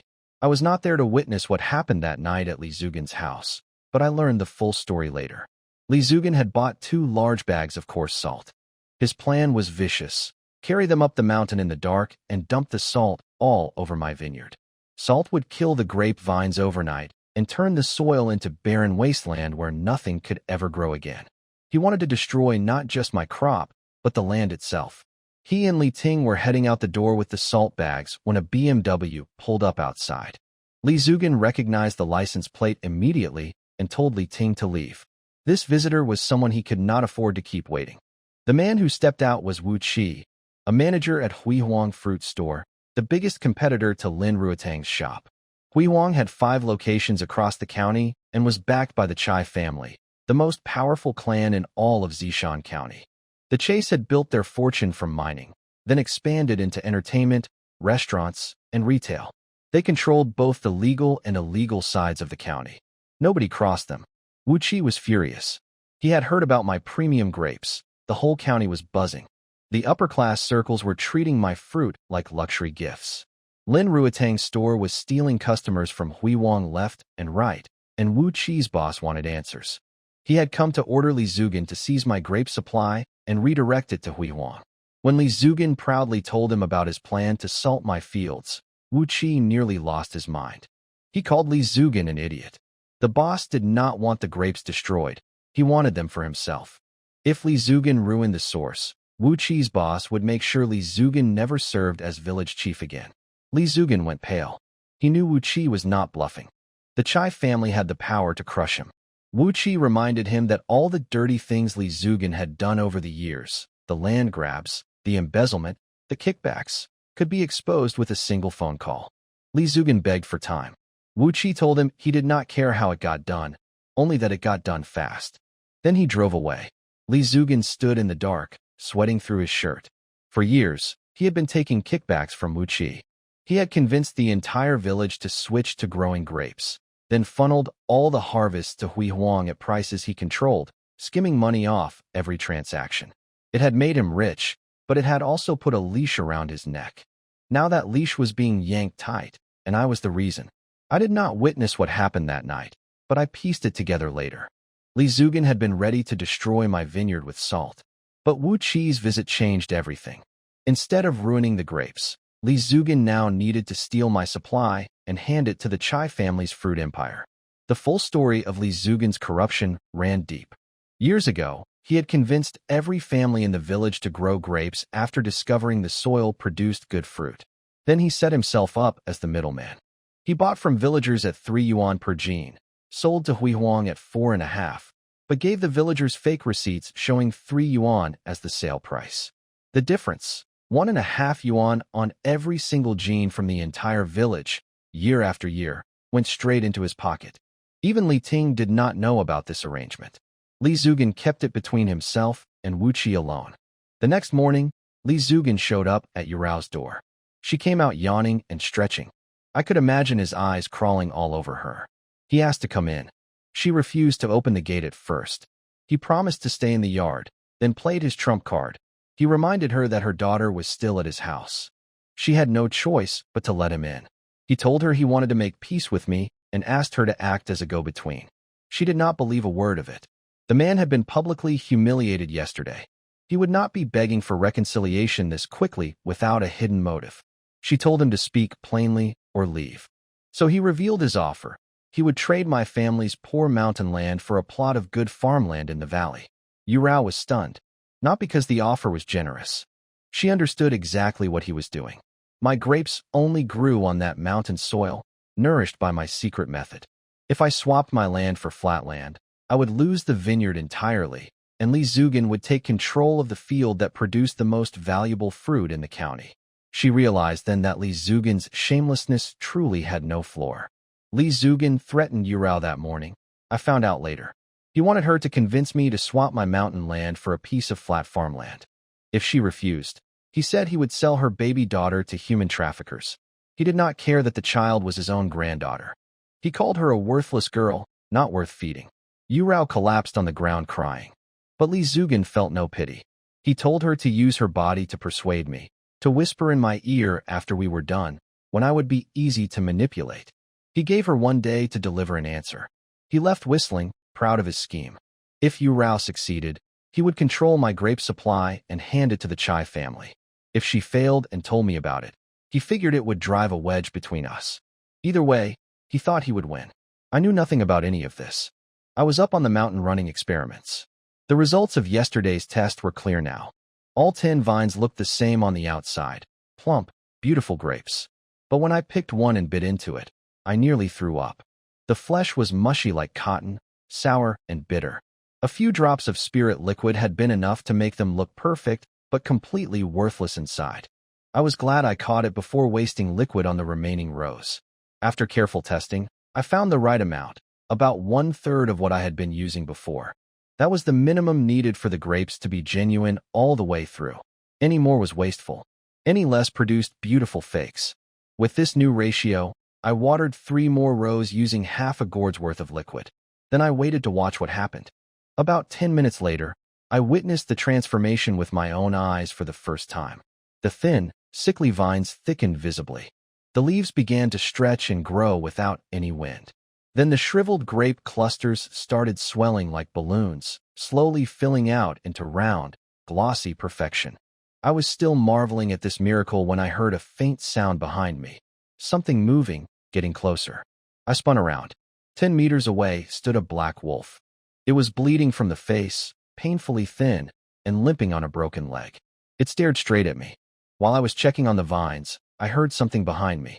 A black wolf stood 10 meters away, bleeding from the face, skinny as a skeleton, one leg broken. It should not have been anywhere near the village. Wolves lived deep in the mountains. I was not afraid. In my current state, even a healthy wolf would not be a problem. I told it to get lost. But it did not run. It lay down and stared at me with pitiful eyes. Then I realized it was not looking at me. It was looking at the jade gourd in my hand. The spirit liquid had drawn it here. I figured the gourd was nearly empty anyway, not enough for a single vine. I poured a few drops into my palm and held it out, ready to smash the wolf's skull if it tried to bite me. It licked my hand gently, then turned and bolted. Before it got far, it crashed to the ground, thrashing and howling. Its whole body started convulsing. Black blood oozed from every pore, soaking its fur. Foam poured from its mouth. The stench hit me from 20 meters away. I was sure it was dead. Then it exploded back to life. It leaped up and charged straight at me. Fast, impossibly fast. Its broken leg was completely healed. I stumbled backward, not from fear, but because the smell was unbearable. I shouted at it to stop. It skidded to a halt 10 meters out, looked at me with an almost human expression of hurt feelings, then tucked its tail and ran away. The spirit liquid had healed its injuries, purged the toxins from its body, and even seemed to sharpen its mind. I had never imagined it could work on animals like that. 20 minutes later, the wolf came back. It had washed itself in the river. Its coat was clean now, sleek and dark. But when it saw I had put the gourd away, its eyes turned savage. It bared its fangs and lunged at me. I caught its head mid-air with one hand and slammed it into the dirt. It thrashed like a young bull, far stronger than before the liquid healed it. But it was no match for me. I pinned it down and punched it in the skull, once, twice, 3, 4 times. You drink my medicine and then try to bite me? You think because you got an upgrade, you can take me? You have never been beaten by society before, have you? It stopped struggling and whimpered beneath my fist. I grabbed it by the scruff and lifted it off the ground. All the ferocity was gone from its eyes. Now there was only fear, regret, and begging. I had been thinking about buying guard dogs for the vineyard. This wolf, enhanced by spirit liquid, intelligent, and far more dangerous than any dog, had walked right into my hands. Maybe it was fate. I set it down and stared into its eyes. I was giving it one chance. If it ran, I would chase it down and kill it. If it stayed and behaved, I would keep it. The wolf did not run. It rolled onto its back and showed me its belly, the ultimate sign of submission. I crouched down and put my hand on its stomach. It trembled but stayed still. I showed it the gourd, then pointed at the ground. I made it understand. Guard this place for me, and I will reward you. The wolf was smart enough to nod. I named it Xiao Hei, Little Black. I spent time training it. I taught it the boundaries of the vineyard and made it clear it must never go down to the village without my permission. A wolf this powerful, running loose near people, would be a disaster. Between spirit liquid treats and my fists, it learned fast. It even started helping me work, carrying full baskets of grapes down the hill, dumping them carefully into the cart, then bringing the empty baskets back up. It was more efficient than hiring a person. 3 rows of grapes filled the cart completely. But I was not satisfied. My land was running out. I had already harvested nearly half the vineyard. Even if I sold everything that remained, after paying my brother's debt, there would not be much left. I would need to lease more land from other villagers somehow. I called Lin Ruetang to tell her I was bringing a delivery. She sounded flustered and said she might not be at the store. I should deal with Lulan instead. Then she hung up abruptly before I could ask what was wrong. I shrugged it off and headed to town. What I did not know was that Lin Ruetang was sitting in a tea house across from the police station, being interrogated, not by a criminal investigator, but by her friend.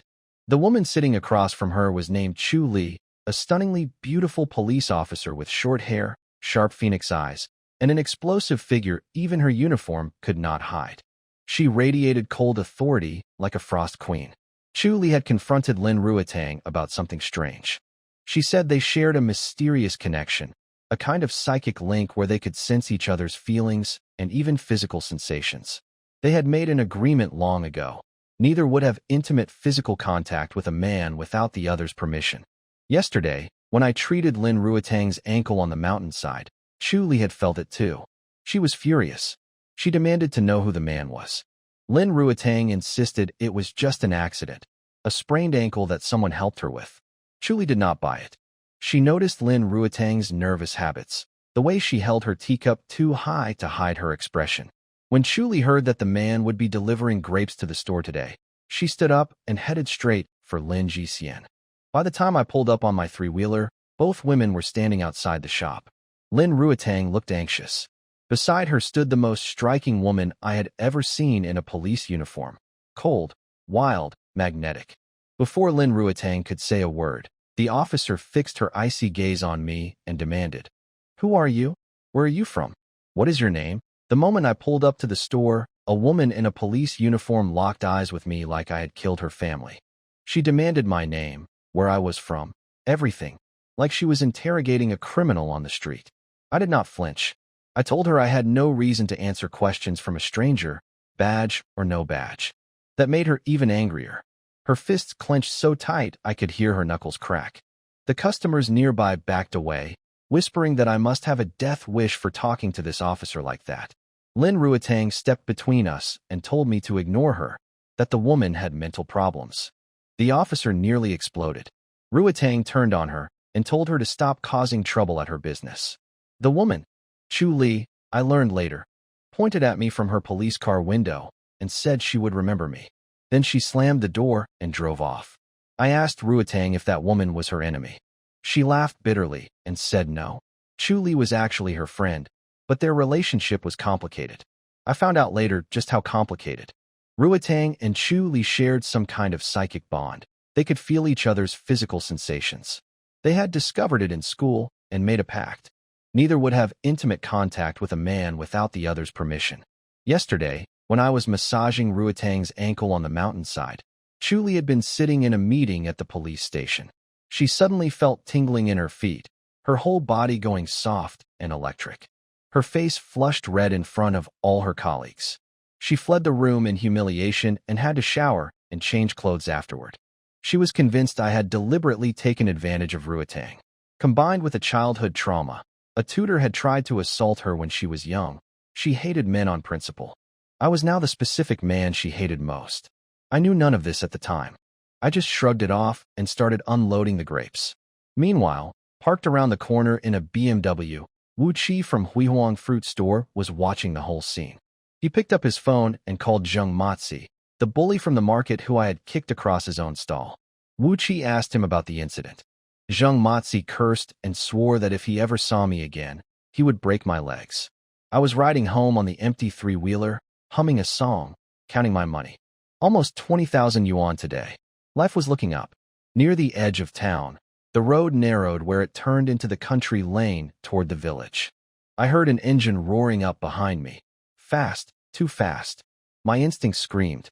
I launched myself off the cart just as a car smashed into the back of it. The three-wheeler went flying. Tire marks stretched 5 or 6 meters across the pavement. If I had stayed on that seat, I would have been bleeding on the asphalt. 5 men stepped out. The driver started cursing at me, claiming I had not gotten out of his way. But I recognized him immediately, Zheng Matzi, the market bully who I had kicked across his stall weeks ago. I told him to drop the act. If he wanted trouble, he should just say so instead of playing games. He grinned and admitted he had come specifically to ambush me. He demanded I hand over all the money I had earned today. Then he wanted me to slap my own face until he felt satisfied. He introduced the biggest guy in his crew, a muscular thug he called Brother Gang, and claimed he worked for Kong Xian. He said Brother Gang could kill me as easily as wringing a chicken's neck. I rolled my neck and told him that his Brother Gang was so terrifying that my hands had gone weak. I could not even slap myself. How about he help me figure it out? Brother Gang did not bother with words. He stepped forward and kicked at my chest. His foot got within half a foot of me and stopped. I had caught his ankle in my grip like a steel clamp. Zheng Matzi thought his man was going easy on me, but Brother Gang's face was white with shock. He could not pull his foot free. He screamed at the others to attack me together. They all rushed forward at once. That was a mistake. I grabbed Brother Gang by the leg, swung his entire 180-pound body through the air, and hurled him straight into the group. He crashed into them like a wrecking ball. Zheng Matzi and every one of his men went down in a tangled pile. Zheng Matzi and his crew lay in a heap on the ground, staring at me like I was a monster. I had just swung Brother Gang through the air like a rag doll and bowled them all over. Nobody wanted to get up. Then 2 Land Rovers appeared on the road and stopped behind the wrecked car. 7 or 8 men stepped out. Brother Gang's face went from terror to relief in an instant. He scrambled to his feet and ran toward them, crying out for help. It was Kong Xian and Abeo. Brother Gang, whose real name was Xiao Gang, worked at one of Kong Xian's karaoke bars. He lied through his teeth, telling Kong Xian that I had scratched his car and then attacked them for no reason. Zheng Matzi jumped in to back up the story. Kong Xian walked forward with a dark expression and said, "Someone should kneel." Zheng Matzi practically floated with triumph. He turned to me and started screaming for me to get on my knees. Then Kong Xian kicked the back of Zheng Matzi's legs. He dropped to the ground in front of me. Kong Xian slapped him across the face and said nobody makes his brother kneel, and Zheng Matzi was certainly not worthy of trying. Zheng Matzi's brain short-circuited. He stammered that Kong Xian must have the wrong person, that I was just a country bumpkin. Kong Xian told him to stay on his knees or lose his legs. Then he walked over to me. His tone completely changed. He asked politely what had happened.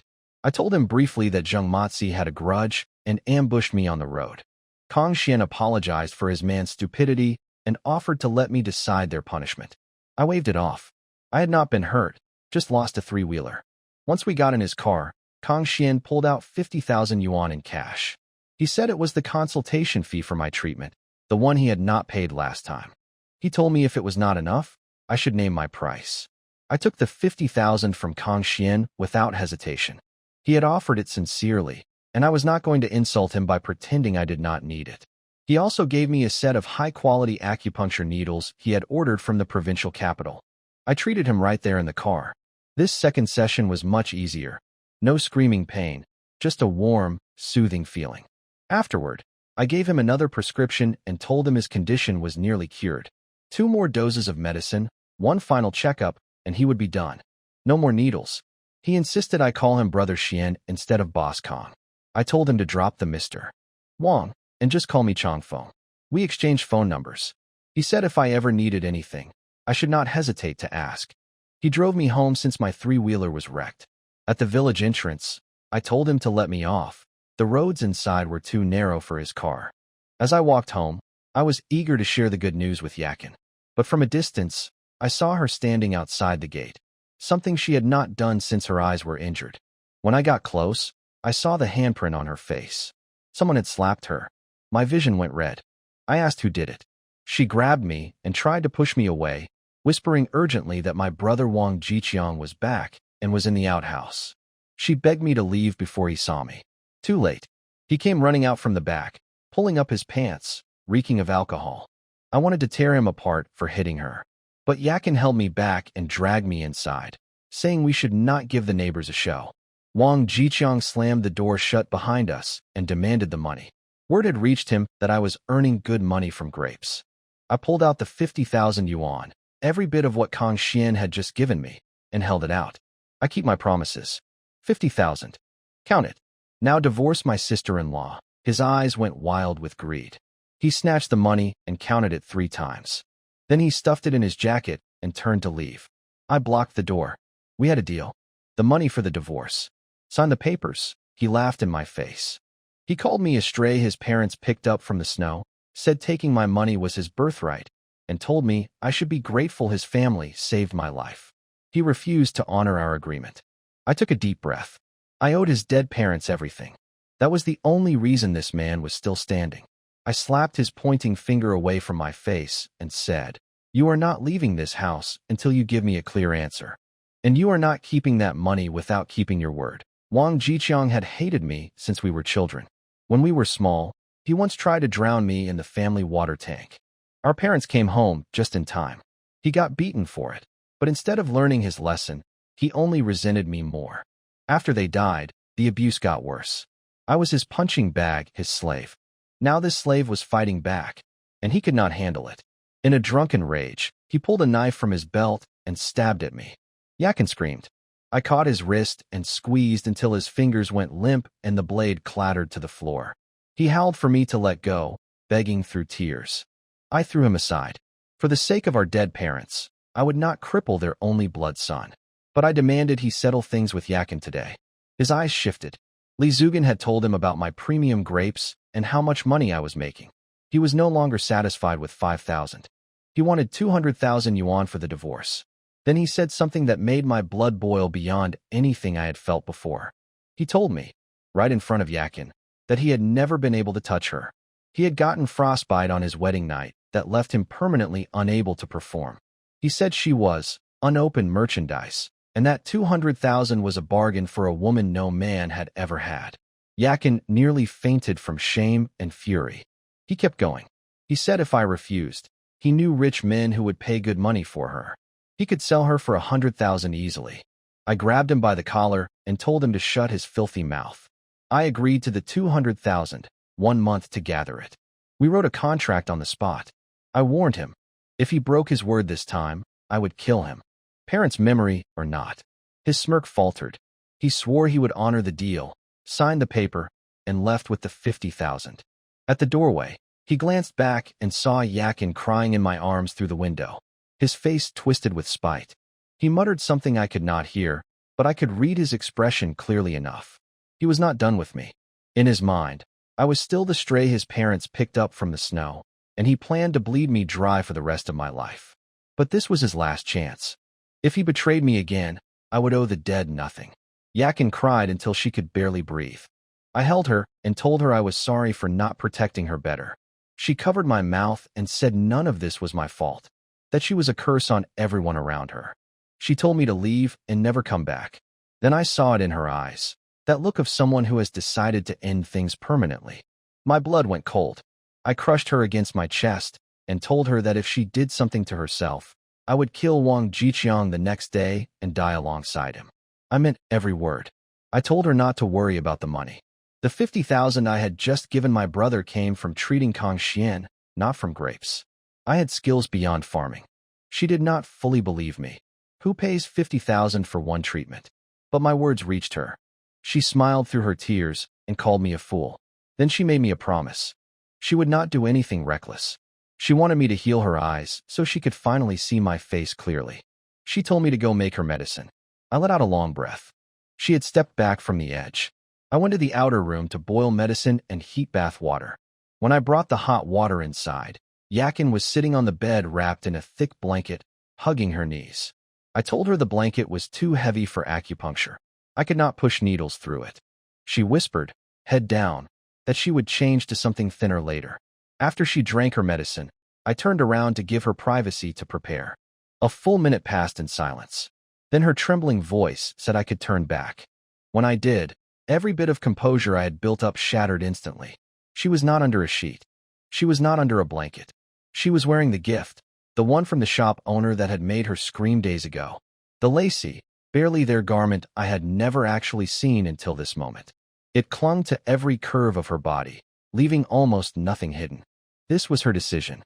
After everything that happened today, the humiliation from Wang Jiqiang, the despair, the tears, she had chosen to give herself to me completely, not out of obligation or gratitude, but because she had made up her mind that I was her future. My mind went blank. My heart was pounding so hard I could barely stand. I walked to the bed like a man in a trance. She felt me approaching. Her voice shook as she asked, "Changfeng, can you start the acupuncture now? Needles?" "Right?" "Yes." My brain was barely functioning.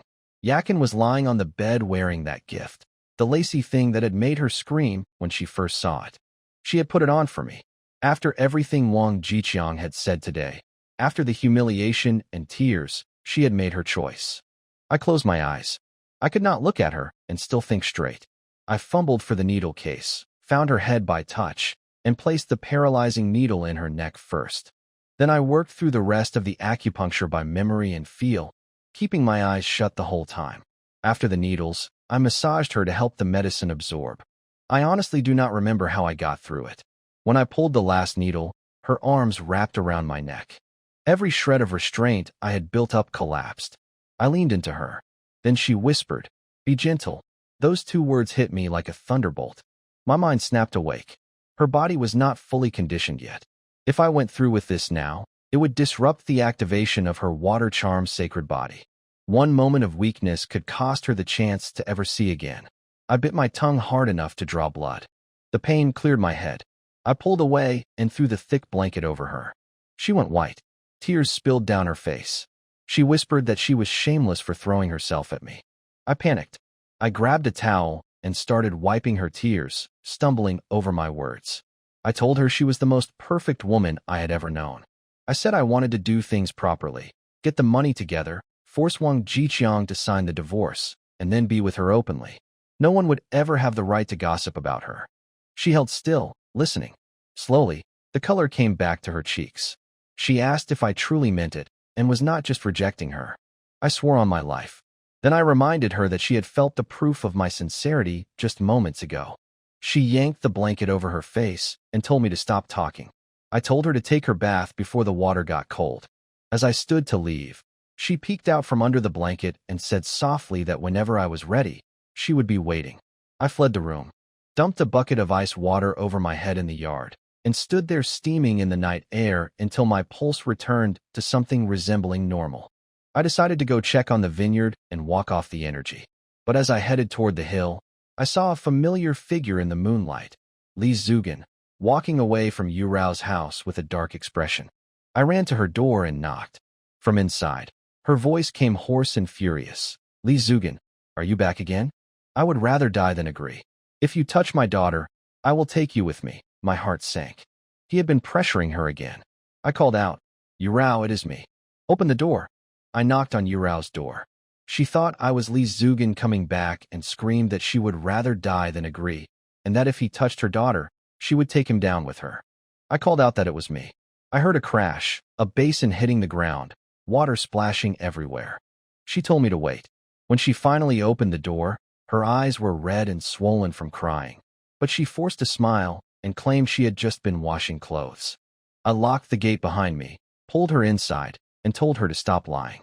I had seen Li Zugan walking away from her house. I had heard what she shouted through the door. She tried to brush it off, saying the old man had come to bother her again and she had chased him away. I did not buy it. I held her and refused to let go until she told me the truth.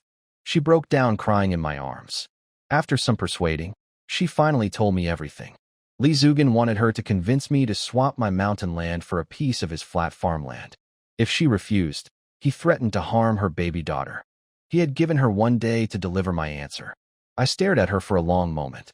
Then I sat up and said something that shocked her. "Tell him yes." Tell him I agreed. She thought I was sacrificing myself for her. She refused, saying she would never let me give up my precious land. She said she would go get her daughter back by force tomorrow. I told her to calm down and listen. The land was not what made those grapes special. I was. I had developed a secret formula. Without it, the soil was worthless. Li Zugan could have the mountain and he would get nothing but ordinary dirt.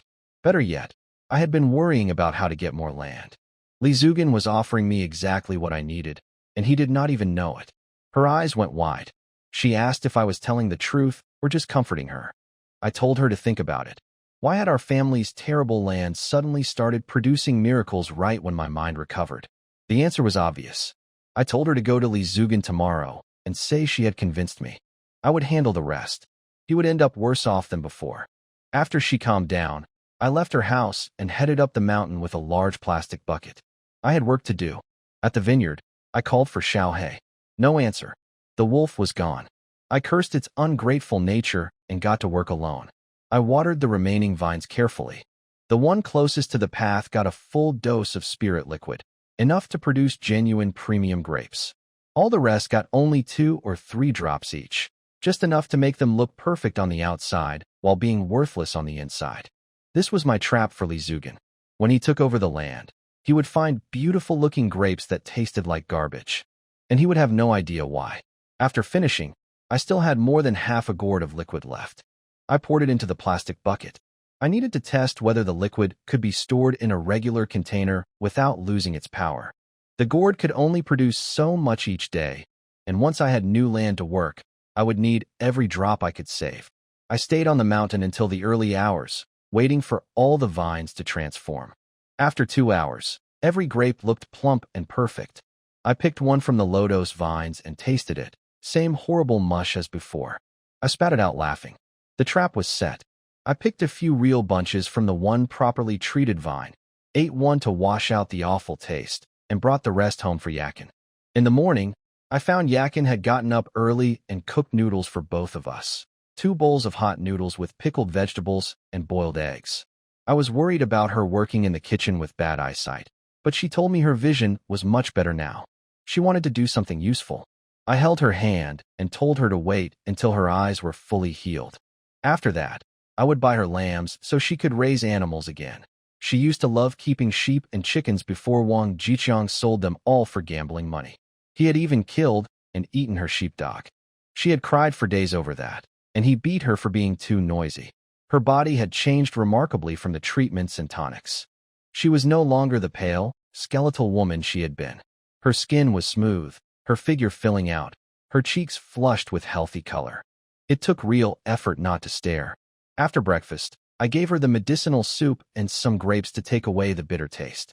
Then I heard Yurao calling from outside. She said Li Zugen had come to see her at dawn.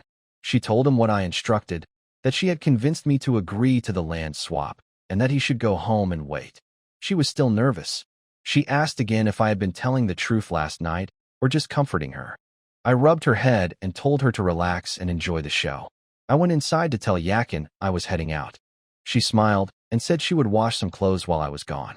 We were halfway down the road when I suddenly froze. I had forgotten something critical. I ran back into the house and snatched a piece of clothing from Yakin's hands just before she dropped it in the wash basin, my underwear from last night's dream. I mumbled something about washing my own clothes and bolted out the door. Yakin's face had gone completely red, but she said nothing. I prayed she had not noticed anything. Yurao gave me a strange look. What are you mumbling about? Nothing. Let's go. We walked to Li Zugen's house, a 2-story building, the nicest in the village. He was already standing outside, waiting eagerly. The moment he spotted us, his dark expression vanished behind a fake smile, so thick you could scrape it off with a knife. He invited me in and poured tea, pretending we were old friends. I did not touch the cup. I did not trust anything that man served. He launched into an elaborate story about how he felt terrible for falsely accusing me of stealing the labor funds, and wanted to make it up to me by returning our family's original farmland. All I had to do was give him my mountain plot and pay back half the money he had given my brother for the original land purchase. I nearly threw up from the hypocrisy. He was scheming to steal my so-called treasure land, and he had the nerve to dress it up as a favor to me and ask for money on top of it. I stood up and walked toward the door. He panicked and grabbed my arm. I told him I had 3 conditions. First, I would not return any money. He had paid my brother, so he could take that up with my brother. Second, I wanted not only our original 2 plots back, but also the 10 acres between them, so my land would be one connected piece. Third, he had to return Yurao's daughter and put it in writing. His smile disappeared. The first and third conditions he could stomach. But the 10 acres of prime riverside farmland, the best land in the village, that was too much. He refused and threatened me again with Yurao's daughter. So I changed tactics. I leaned back and told him I did not actually care that much about Yurao. I said with my money and my great business growing every year, I could have any woman I wanted. Why would I sacrifice valuable land for a widow with a child? This was a lie, of course. But Li Zugan's twisted mind worked exactly the way I expected. He believed me, because it was exactly what he would think in my position. And by talking this way, I was making him focus on one thing, that my real power came from the mountain land itself, the magic soil. As long as he believed the land was the source of everything, he would pay any price to get it. I never said the words, treasure land, but I made sure every sentence pointed him right at that conclusion. Li Zugan sat there smoking, thinking it through. I could practically see the gears turning in his head. He was calculating the value of my mountain land, a permanent source of premium grapes worth a fortune every year, against giving up some flat farmland and 10 extra acres. Then I saw fear flash across his face. He was thinking about the Chai family. If he failed their mission, they could bypass him entirely and deal with me directly. They would happily give me even more than I was asking. He stubbed out his cigarette and agreed to all 3 conditions. I made a show of hesitating, just to twist the knife. He panicked and slammed a pre-written contract on the table. I crossed out the money repayment clause, added the 10 extra acres, and reviewed every line carefully. Then I made him write a separate document about Yurao's daughter, stating that the Li family would have no further claim on Yurao or her child, that the baby belonged entirely to Yurao, and that neither side could interfere with the other's life going forward.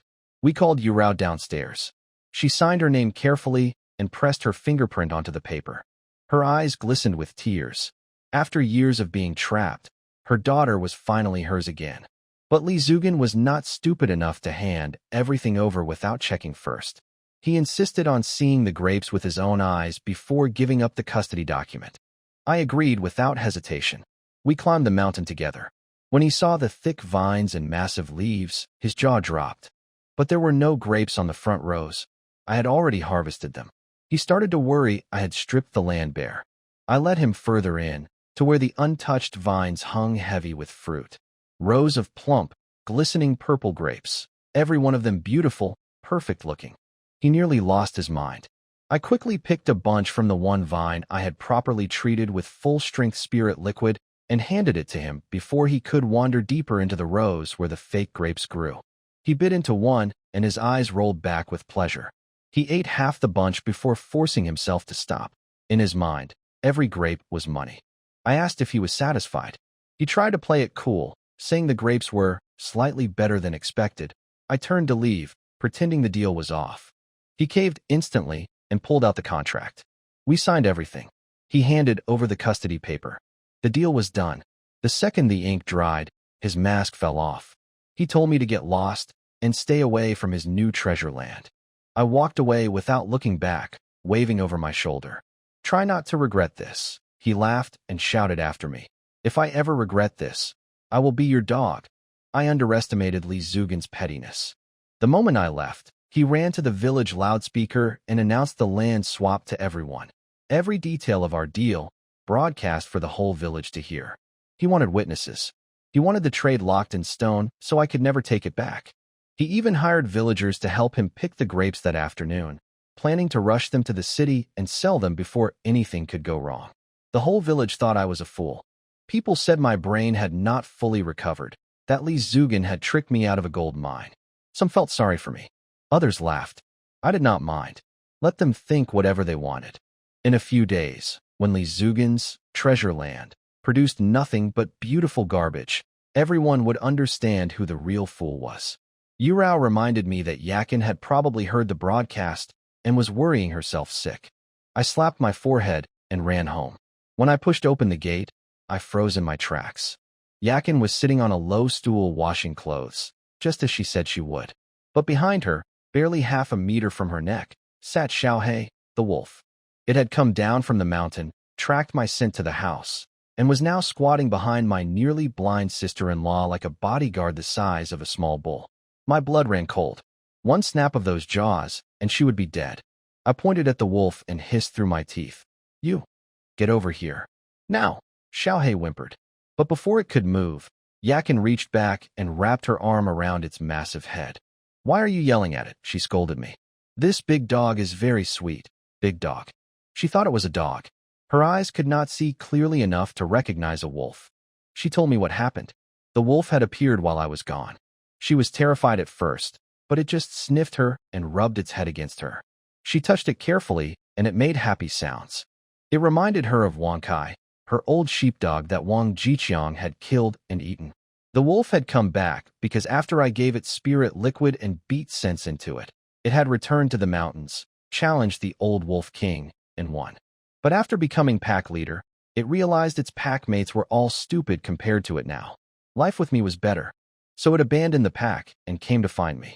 I stared at the scene, my gentle, half-blind Yakin hugging a killer wolf like a pet, and did not know whether to laugh or cry. I let out a sigh of relief seeing Yakin safe, then noticed something in the wash basin that made my face burn, the evidence of last night's dream. I glared at Xiaohei, suspecting the wolf had somehow dragged it out. I told Yakin that the big dog was actually mine, a guard animal I had been keeping at the vineyard named Xiaohei. She begged me not to punish it, saying it had been gentle and sweet. The wolf pressed its chin on her shoulder and looked at me with smug eyes, knowing full well she was its shield. Then Yakin remembered the broadcast. She was upset about the land swap, thinking I had given away our treasure for nothing. I sat her down and explained everything. The secret formula, how the land only produced premium grapes because of what I did to it, not because of the soil itself. Without me, that mountain was worthless dirt. She finally relaxed and even got excited. More land meant more money, faster. But she worried about theft. The new fields were right next to the village, not hidden on a remote hillside. I patted Xiaohei's head. That is what he is for. She blushed and said something that nearly broke my self-control, that she did not care about reputation or timing, and if I needed her, she was ready anytime. I practically sprinted out the door before I lost my composure, dragging the wolf behind me. I watered 2 rows of the new land with spirit liquid and fed the remainder to Xiaohei as a reward for not eating my sister-in-law. I ordered it to guard the fields and stay away from the house. Then I headed to town to buy a second-hand van. The 3-wheeler was wrecked, and I needed something that could carry more cargo and travel faster. On my way out of the village, I passed a cargo truck heading in. Li Zugin had already called it to haul away his treasure, grapes. I smiled. He was in such a rush to cash in. Meanwhile, at Lin Ruitang's store in town, trouble was brewing. A fat young man in an expensive suit and gold watch was standing outside, blocking the entrance. His name was Chai Jinbao, the eldest son of the Chai family, the most powerful clan in the county. He had beady eyes sunk into fleshy cheeks, dark circles from too much drinking and women, and the arrogance of someone who had never been told no. He told Ruitang he was there to propose a partnership. She saw through it immediately and asked if he was only here because her store's success with premium grapes was stealing his family's customers. I knew nothing about what was happening at Lin Ruitang's store that afternoon. I was on my way to town to buy a van. But at Lin Jixian, a fat man in an expensive suit had shown up to cause trouble. Chai Jinbao, the eldest son of the Chai family, the clan that controlled half of Zishan County. He had greasy little eyes buried in fleshy cheeks, and the look of someone who had never been denied anything in his life. He told Ruitang he wanted to cooperate. What he really wanted was to crush her. His family's Huiwang fruit store chain had been slowly squeezing Lin Jixian for years. The only thing keeping Ruitang afloat was my premium grapes. He taunted her, saying she had no stock left and would never get more. When she demanded to know what he meant, he dropped the bomb. He claimed he had bought my grape vineyard. Ruitang's face went pale. She said she did not believe it. Chai Jinbao told her to call me and ask. He was not lying about having the land. Li Zugin had traded for it, and the Chai family was behind the whole scheme. What Chai Jinbao did not know was that the land was worthless without me. He strutted away, announcing loudly that his family's store would have premium grapes on sale that very afternoon. He told Ruitang she had 1 week to agree to his terms, or he would put her out of business. Chu Li, who was standing beside Ruitang the whole time, was seething. She called Chai Jinbao a fat pig and threatened him, but he hid behind his law-abiding citizen act and slipped away before she could do anything. After the crowd scattered, many of them heading toward Huiwang's store, Chu Li turned her anger on me. She cursed my name, convinced I had sold out Ruitang for money. Ruitang kept defending me, insisting I was not that kind of person. Chu Li grabbed Ruitang's phone, found my number, and hit the call button before Ruatang could stop her. My phone rang on the bus into town. The screen showed Ruatang. I picked up cheerfully and called her by her first name. That was a mistake. It was not Ruatang holding the phone, it was Chu Li. "You bastard! Who are you calling Ruatang?" she screamed. I fired back. "Who are you calling a bastard? You she-dragon." We went at each other like two cats in a bag. She called me trash. I told her any man who ended up with her had 8 lifetimes of bad luck. She said men lined up from the provincial capital to marry her. I said those men must be blind. Neither of us got a single word of actual business done. Ruatang finally grabbed the phone back. Her voice was serious. She asked me directly, had I sold my grape vineyard? I hesitated. I had not planned to tell her yet. I was going to keep supplying her from the new land as if nothing changed. But she already knew somehow. When I said, "How did you find out?" there was a sharp crack, then silence. The call dropped. I realized what had happened. She thought I had sold my land to her competitor. She did not know the full story. I decided not to call back. The bus was already pulling into town, and I could explain in person. What I did not know was that Ruatang had not hung up. Her phone had slipped from her fingers and smashed on the floor. My answer had confirmed her worst fear. She thought I had betrayed her, sold the grape source to the Chai family without even telling her. The blow hit her so hard physically that her stomach cramped. She and Chu Li shared that strange psychic link, and both were already in pain from their monthly cycles. Ruatang's shock made it worse for both of them. Chu Li caught Ruatang as she collapsed and started cursing my name. She said I was a backstabbing snake who got rich off Ruatang's help and then sold out to her enemy the moment a bigger offer came along. I arrived at the store, walked upstairs, and opened the office door. 2 pale, furious women stared back at me. Before I could open my mouth, Chu Li grabbed a jade ornament off the desk and hurled it at my head. I tilted sideways, and it sailed past my ear. "Are you insane?" I shouted. She screamed that she would kill me and lunged forward. But Ruatang, white as paper, drenched in cold sweat, grabbed her wrist and begged her to stop. That was when I noticed how bad Ruatang looked. Something was seriously wrong. I rushed forward. Chu Li tried to block me, but I shoved her aside and knelt beside Ruatang. "Move," I told Chu Li. "Don't get in my way." I pushed Chu Li aside and knelt next to Ruatang. One look told me everything. Severe cold in her womb, causing acute abdominal cramping. Her face had no color at all. If I did not act fast, she could go into pain shock. I pressed my hand against her lower belly and spoke quickly. I told her the truth. Yes, I had given up the mountain land, but I had gotten a much larger piece of farmland in return. I could grow even more premium grapes than before. I swore I would keep supplying her, and offered to sign the exclusive agreement she had always wanted. Light came back into her eyes. She grabbed my hand, half wanting to push it away, half wanting to believe me. I told her to save the questions for later and let me work. I used a special massage technique to drive the cold energy out of her body. My hand had to move lower on her abdomen to chase the chill downward. She tried to stop me, her eyes begging. I told her firmly that I was treating her illness, nothing else. It worked. After a few minutes, the ice in her belly melted away, replaced by warmth. She gasped with relief.